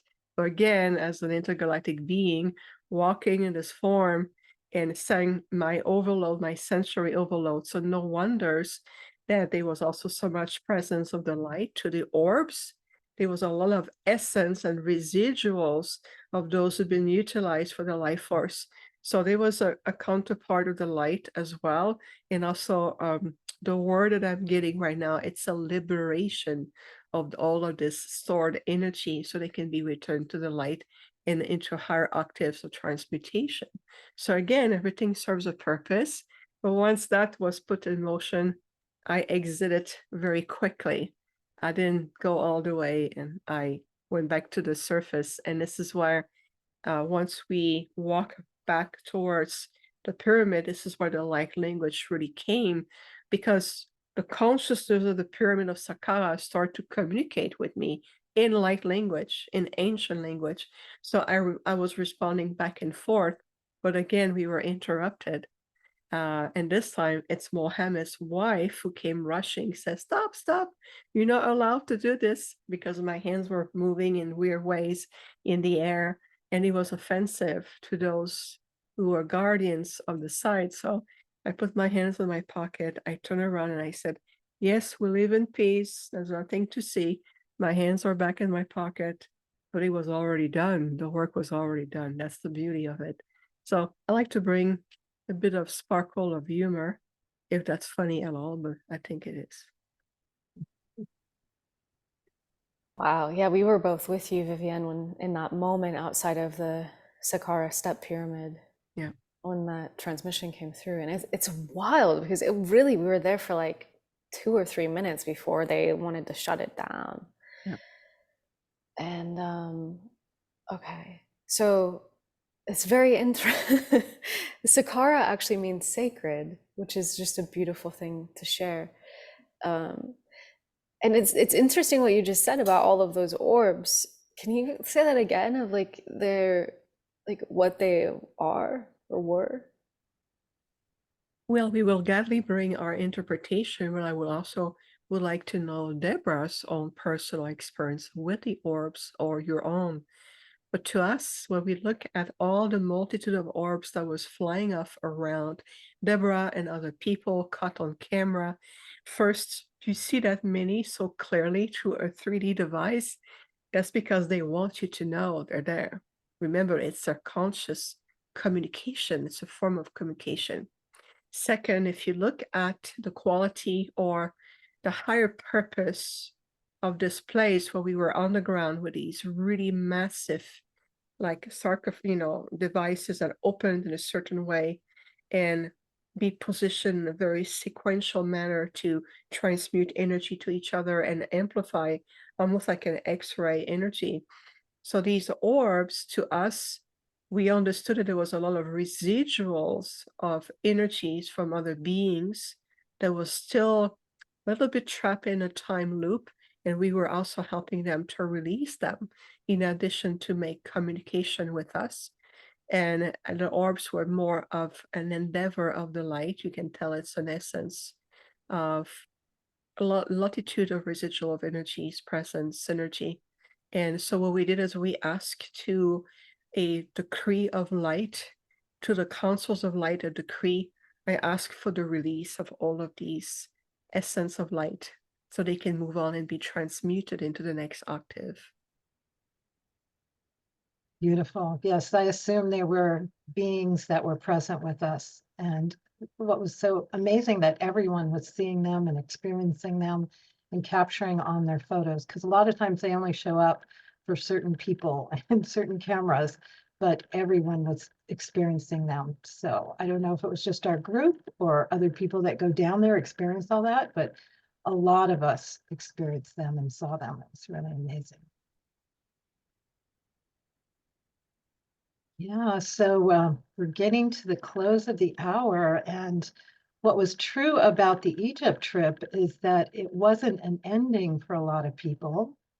It was another continuation into Greece, because the tour continued to Greece, where 1,000 people of the Stargate community went to the island of Greece and had another 4 or 5 days of connection. So the energy of the Egypt trip continued. So we have a video to show, and I'd love for you to share some of the highlights of what that was all about. We'll share the video first.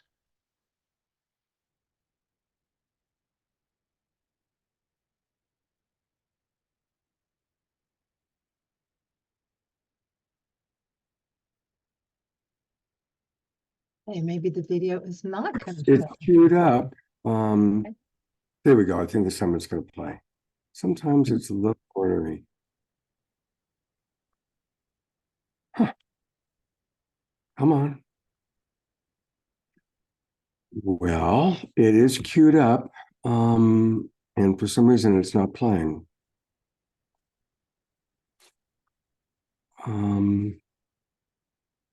Perhaps you guys might want to talk about it first then, and I'll see if I can get it to play. It starts for a second and then it stops. So I'm going to try closing it and reopening.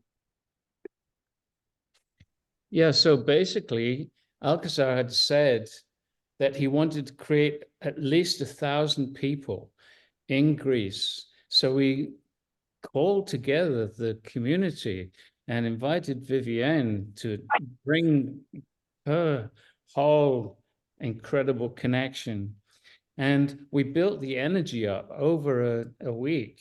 And the last day, I think it was, or the day before, we all intentionally brought an energy together. We invited all the numerous guides of support to amplify our energy and to create a field, which we then literally blasted out around the world with the intention of changing the timeline of humanity to uplift the earth and humanity.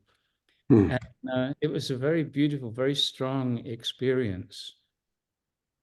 We were... And it did work for me to stop and start it, so I can play the video now. Thank you for your patience, and thank you for sharing. Are you ready?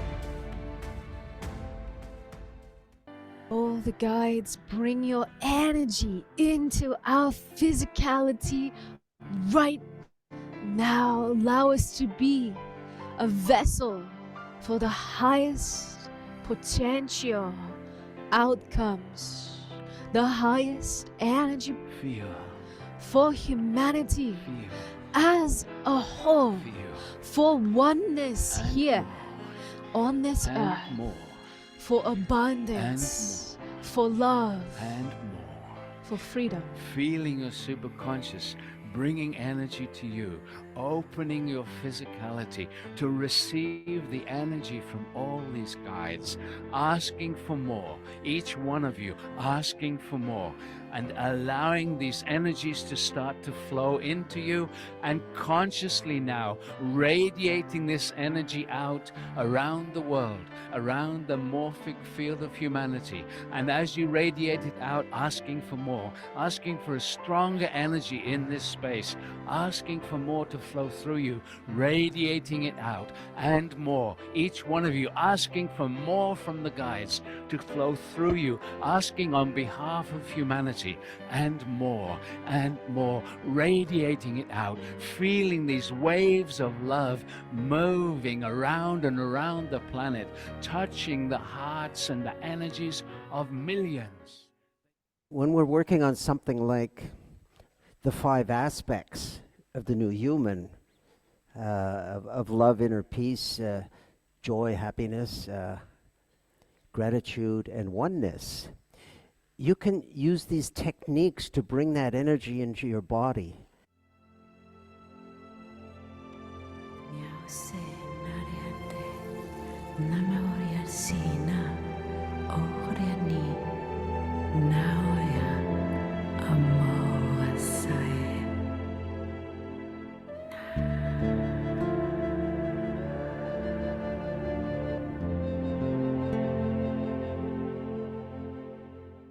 On behalf of an entire civilization known as the Arcturians, for millions of years we have been of service to the Prime Creator as the masters, guardians, sacred healers, and much more.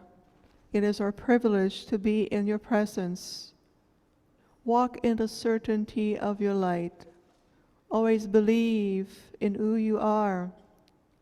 Knowing the true path of your enlightenment is right encoded into you. It is within the very fabric of your being. There is no need to search any longer, for you have found yourself, and you have found an entire intergalactic, interstellar communities who are with you. For you are us, and we are you. We wish to thank you so much for receiving us so well tonight and every day on our journey. It has been our privilege to be in the presence of other masters, many teachers, guides, channels, intergalactic linguists, the presence of the masters, our beloved Sananda, Sanat Kumara, Lady Nada of the Rose Ray, and so many others. Always, always walk in the certainty of your light. For the fear energy, it is impossible to coexist with the light. We're sending you our love. Thank you.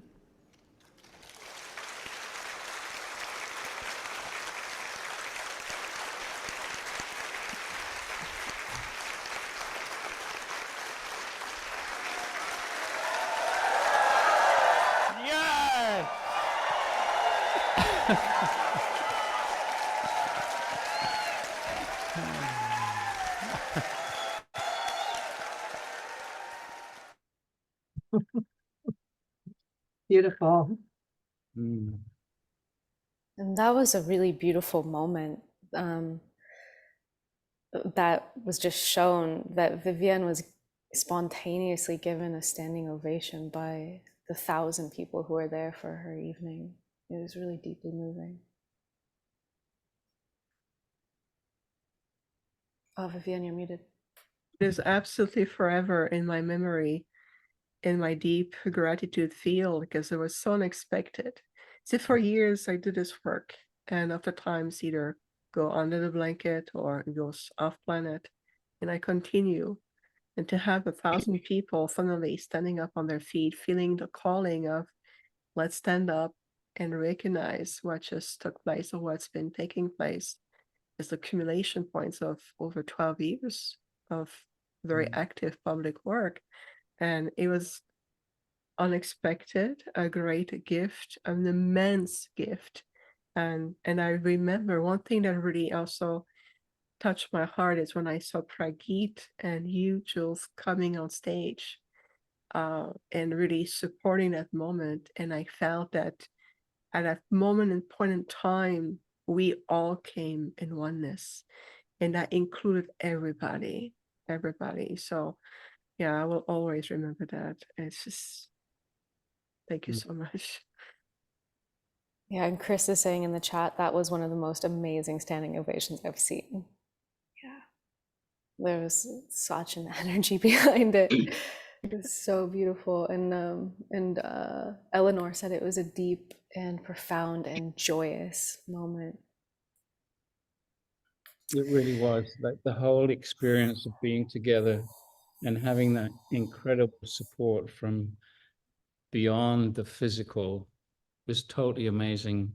And when we did that buildup of energy, which created that wave going out, as we were guiding it, Viviane was standing in the Stargate, which is amplifying and transmitting all those energies. So it was, I'm getting goosebumps again, just remembering it. Yeah, it was very interesting because to me, that experience in cause, being in person with over 1,000 people, which is by about half the biggest thing that we've ever done with the Stargate in person so far, it really demonstrated that there is a power to our collective intention. And especially when we get together and come together with such a strength of focus, which is what you were seeing in that video at the beginning, where there was like this like movement of the energy. That was like the culmination of the 4 days of energy work with 1,000 people. And we were bringing this intention to shift into a higher timeline for humanity. And we were bringing that intention with all of our hearts, because this is we've been going through the birth canal of a shedding of an old civilization, like yet to see like really the birth of the new. And so that takes an enormous trust. So to me, what was and is intriguing is the amount of change that's happened in people's lives, including our own, Pragit, since cause, which was in October of 2023. Yeah, we had an incredible acceleration in our lives, and so many people that were there have given us that same feedback. Things are happening much faster than they were before. And so it's hard to tell from our perspective. Maybe Viviane has a different one, but from our human perspective, we go in trust. You know, we trust the guidance. We trust what Alcazar says. We trust in the potential that he talks about. And we've been doing that for, well, since '89. And Viviane said at some point, well, now the next step is Uluru. And we're arranging a trip to Uluru so that we can continue those activations. And so that's going to be happening in October this year. We're trying to bring it all together. Uluru is truly the next phase after what we have accomplished. And I do say we, it's a collective effort. After what we have accomplished, Uluru is really the next stage. And the gathering in Greece, just to bring it back just for a moment there, was also another huge catalyst of movement, which also means that the old ways, the old purging will come to the surface. We see that in Greece right now. Greece is purging fiercely right now. In other places in the world, that's because there's a magnify of toxicity that's come to the surface to be replaced with new light template, new light presence. And so that gathering in Greece following Egypt was also a way to anchor, integrate, and bring the next level of catalyst movement, purging, acceleration. So this year, which is a different timeline, it's the beginning of a triple gateway. So Uluru is the next phase, and I can tell there's a lot of guardians and elders and beings of light and aboriginal tribes who coexist in the etheric field, who are already aware of our presence because it's already exists in the quantum field. We're simply going to materialize this physically in this reality in what we call the time frame of October. But it really is the next huge task. And we were very much looking forward to it. And once again, it will be all together as it needs to be to come to full circle and to really bring the significance of the changes of the timeline we're going to establishing ourselves in the timeline that we want to evolve in, basically. Just to simplify it, but it's going to be much more. But yes, Uluru, here we are, here we're coming. And for those of you who might not know, Uluru is a giant rock in the middle of Australia that, Viviane, you have said is actually one of the most important portals for the planet. Yeah. It really is. It's in Australia, as you mentioned. It's also very strategic in the timeline. It's been there for millions of years. And it's this giant rock, actually. It's a very, very ancient portal put in place by the original High Council of the Ancient Ones, known as the very advanced Pleiadians. And we're going to be bringing that activation there. It has been waiting for a very long time, so it can be brought back in a certain frequency field and a very resonance field. But we have reached that point now on the planet, and it will be even more in October, even though we may still feel some contractive energies. We have to be expecting of that. But at the same time, you have to think about that we are already preparing the next timeline, which will be 2025 at that point. And so it's a very instrumental what we're about to do in Uluru, Australia. Maybe that's why there's so much resistance to us actually bringing it all together. I've never created something with so much resistance to it happening. Yeah, and Pragit and I actually have been like wondering, like, why does it feel this way? Should we go? Should we not go? And then we talked to Alcazar through Pragit, and Alcazar said essentially that we must go, and that what we are going to do there is going to create an upliftment for the entire planet. And after that, I was like, okay, like we'll just, whatever it is that's heavy, like we're gonna just go because it's the next thing to, I think, Viviane, did you describe it like, I don't know if I'm making this up. Did you say that it's a bit like a bathtub plug that needs to be like pulled so that like things can go? Maybe that's a Lee Carroll and Monica thing. They say that about the nodes and the nulls and how they work together to like clear planetary energy. But it's just this feeling of like a profound change. Well, thank you for this most fascinating image. And I think it's exactly a good way to put it, like a giant plug being unplugged from the matrix. But yes, in essence, it can be described as such. But we'll discover more. We will be given much more instructions as we get closer, because the changes on the planet will be much more palpable even at the time that it is right now. But it's definitely very important. So if there's resistance, just tell the dark light polarity, it is time to reunify with the light, and then we can transmute that and accomplish what needs to be done. Yeah. So thank you. I like the way your mind works, Jules. Love it.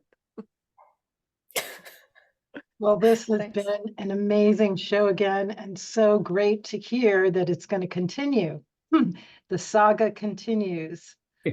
So beautiful to hear. And that's exactly how Egypt began, is with all of you knowing that you needed to go to Egypt and prepare this trip. So this is the seedling of what's going to happen next year. So I'd love to end with a meditation and activation so we could end properly. And I want to give a few acknowledgements before we do that. I want to acknowledge the beautiful 100 people that went with us on this tour, mostly women, but also a few incredible men, because they were all so important to this journey. I want to acknowledge Portal to Ascension, Neil Gard, Joan Hangarter, and Ellen Steinfeld. They helped us as guides of the trip as well. I want to know you can access my Ascension Tips, which is a blueprint to your Ascension journey. It's a free book that you can download and have a clear picture, very simple, of what's happening with the Ascension now. And we're going to give you all these links in an email that's going to come after to all of you that signed up. I also have a program with Meg Benedicte about the Ascension Tips called Ascension Revealed at ascensionrevealed.com. And I have Wishing Well Portal, which is my newsletter, Harmony Connects, Debra Recommends, Transformation into the Paradigm, that I will share with you at my wishingwellportal.com. Also the Ascension Now channel, where this is broadcasting, as well as many other things about Ascension, Ascension Now channel on YouTube. And you can get the whole video of our trip in Egypt at the Stargate website, Stargate Live/Egypt Tour. If you want to review everything that happened in Egypt, you can still get that. And of course, the Stargate has so many programs. Again, we'll give you links in the email, but stargate.live welcome will give you an overview of all the programs, all the retreats, all the experiences. It's been one of my spiritual tools for 15 years now, so I highly recommend it. And you can also get the new timeline, Surfing the Waves of the New Timeline, which was birthed through the Egypt trip. And it's a series that you can tune into, stargate.live/surfing.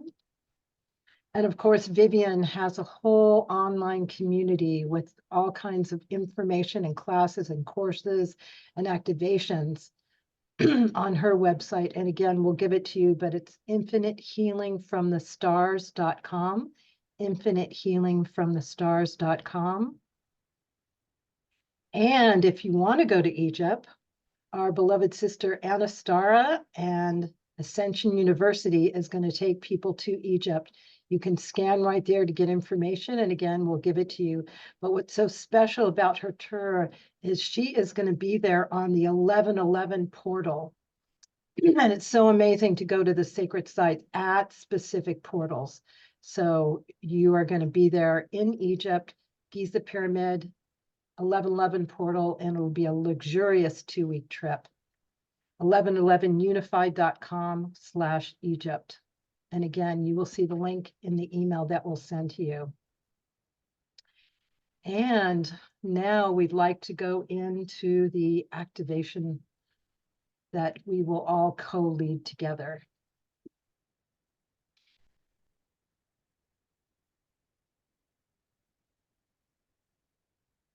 And enjoying, would you like to start, Prageet, and then Julianne, and have Viviane come in? Okay, so just invite everyone just to close your eyes for a moment and just connect to the hundreds of people all tuning into this moment of now. Can you feel already an energy building up as we intentionally connect? Let's also invite Isis, which we've had a beautiful energy coming through. Just invite that energy to join us as well.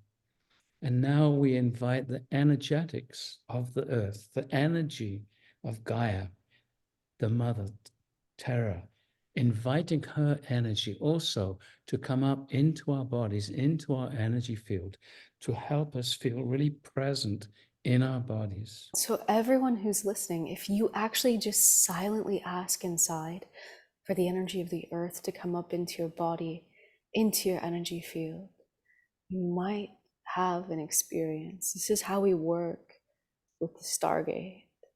So just the invitation, connecting to the earth, the intention, connecting to the energy of Gaia. And now we're going to ask each one of you just to allow for the possibility that if you invite the consciousness of the Stargate, it will actually respond to your asking. So just asking inside for the presence and support of the consciousness of the Stargate. And so we're calling for the consciousness of the Stargate, an etheric Stargate, to come and form around us. And again, just allowing for the possibility. There's nothing to do, just relaxing and just to feel. For now, we're going to ask the Stargate to start to create for each one of us a raising of the vibration, surrounding us with higher and higher frequencies, vibrating us faster and faster, very gently, uplifting our energy field. And just if we can hold the intention of allowing our energies to be gently elevated, just allowing, relaxing, and perhaps you can just feel these gentle energies coming to you. And so we're going to ask these frequencies to resonate now at the frequency range of the 12th dimension. So just asking for the 12th dimensional energies to hold you, embrace you, and support you. So we call for a strong 12th dimensional energy field in our etheric stargates, in all of the stargates around the world. Just inviting a 12th dimensional energy field to vibrate you. Very good. And in this space, we invite you to call one of your guides or a being that you're connected to, be it the angelic realm or the ascended masters. Who do you wish to invite into this meditation, calling them forth? And so we're calling for the presence of our guides. Just we can call. Invite them to come closer. And so now we would like to invite Viviane and her incredible entourage to continue this meditation. And as you keep connecting with your guides, to feel the aspect of the 12th dimension activating gently within you, the 12 points of your own chakra system, to bring a unified field between the universal and the earth aspect of your chakra system. So we invite you to keep breathing and welcoming in your field this beautiful activation, remembering that you are receiving exactly what serves you the most. The goal is to bring back unification and releasing any form of distortion, whether it is through the experience of fear, stress, anxiety, or any other form of mental and emotional limitations. So imagine and feel within yourself being restored, refreshed, balanced, as your 12 points of your chakra system are now restored in complete alignment.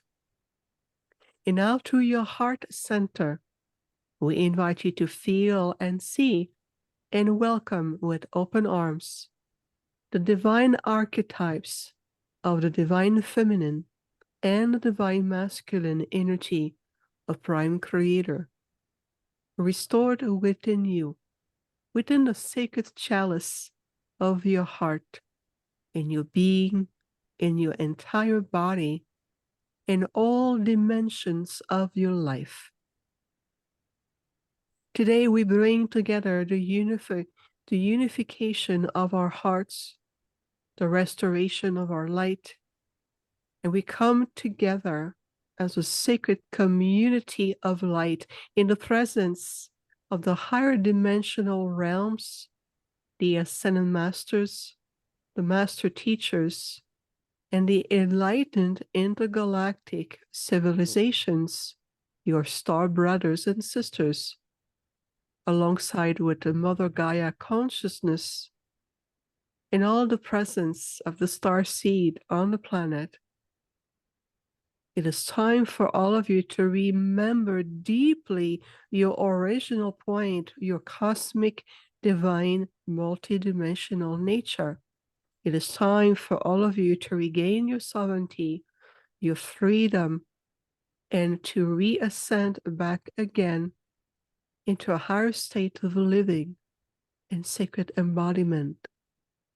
And for now, we invite you to see and feel that you are bringing from the 12-dimensional aspect all of your energy and consciousness back to your physical form, reintegrating in full consciousness back in your body, your reality, your space, to feel refreshed and yet grounded in loving presence, and to feel the strength, this light, this radiance in your heart, in your mind, in your soul. Fully return now, integrated. Let's take a deep breath in and release. Allow yourself to be fully returned in 3, 2, and 1. Return, return, return. Welcome back, everyone.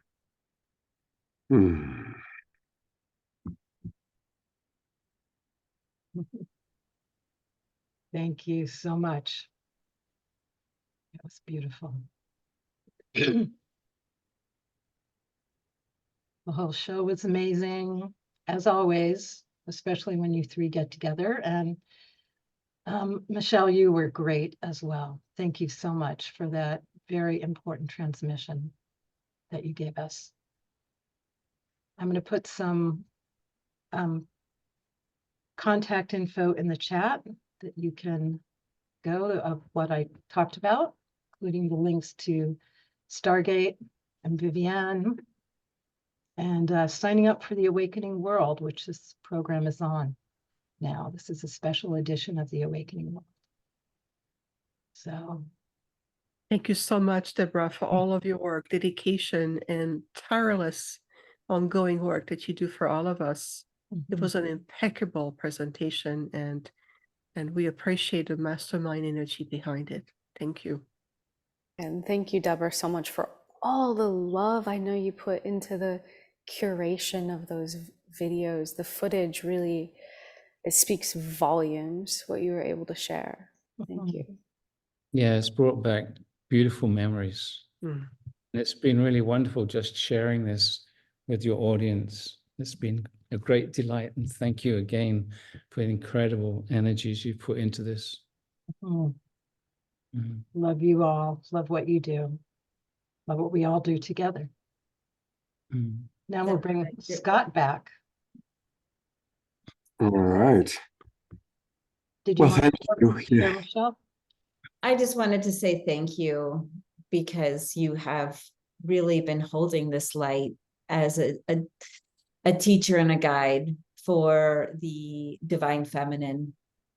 And you kind of stand with a flame guiding everyone. And so I just want to honor you for who you are and what you bring to this world. Thank you. Thank you. And we just have to add the divine masculine that Scott carries. Yeah. Yes. Welcome, Scott. Yeah. Oh, thank you. And for those of you who are not part of the Global Peace Tribe yet, please come join us. Just go to globalpeacetribe.com globalpeacetribe.com, and you can learn all about the different shows that we do. We do 2 or 3 shows every week, or something on Wednesday night and Saturday night, and then special events. And then click register for the new season, and that'll take you to our registration page. And join us. It's a wonderful group. All of our shows are dynamic. All the people you've seen tonight are wonderful examples of our regular presenters. We have amazing people and wonderful co-hosts like Debra Giusti and many other people. So this is a couple of the shows we did last week. We did a show all about embracing self-love. And then we came live from the Soul Search Enlightenment Expo, and that was really a lot of fun. We also going to be doing another show with Marianne Williamson soon, and we always have great things planned. So join the Global Peace Tribe. Also want to let people know this Saturday night, we're going to be coming to you live from the Haven in Ashland. A lot of the Twin Ray community are part of the Global Peace Tribe. And so there's going to be wonderful music and a very special presentation from the Twin Ray, who are 2 of our favorite teachers as well. So definitely come join the Global Peace Tribe. And thank you again, all of you, for your commitment to creating an awakening world. Thank you so much. Thank you, everyone. I think it's been a pretty complete show. So, Debra, I think, we're 2.5 hours. So we're going to complete with this. I'm going to go to gallery view one more time just so we can see everybody. So people turn on your cameras and we can see some of the beautiful folks with us. The wild monk from the Mystic Monastery, Jerry Anderson, there waving at us, and so many of our regulars from all of our communities. How exciting to have the Global Peace Tribe, the Stargate Experience community, Viviane's community. And it's really, really quite special to have everybody with us. So thank you, everyone, for being with us tonight. And we will look forward to hopefully seeing you on Saturday night. And of course, the recording will be provided to everybody who is registered. Any last words, Debra? Thank you, Scott, for all that you do and holding the Global Peace Tribe together and tirelessly, show after show with so much passion, bringing beautiful people here and for hosting this. My pleasure. Take care, everybody. Have a beautiful evening, and we'll see you soon. Good night. Thank you. Bye.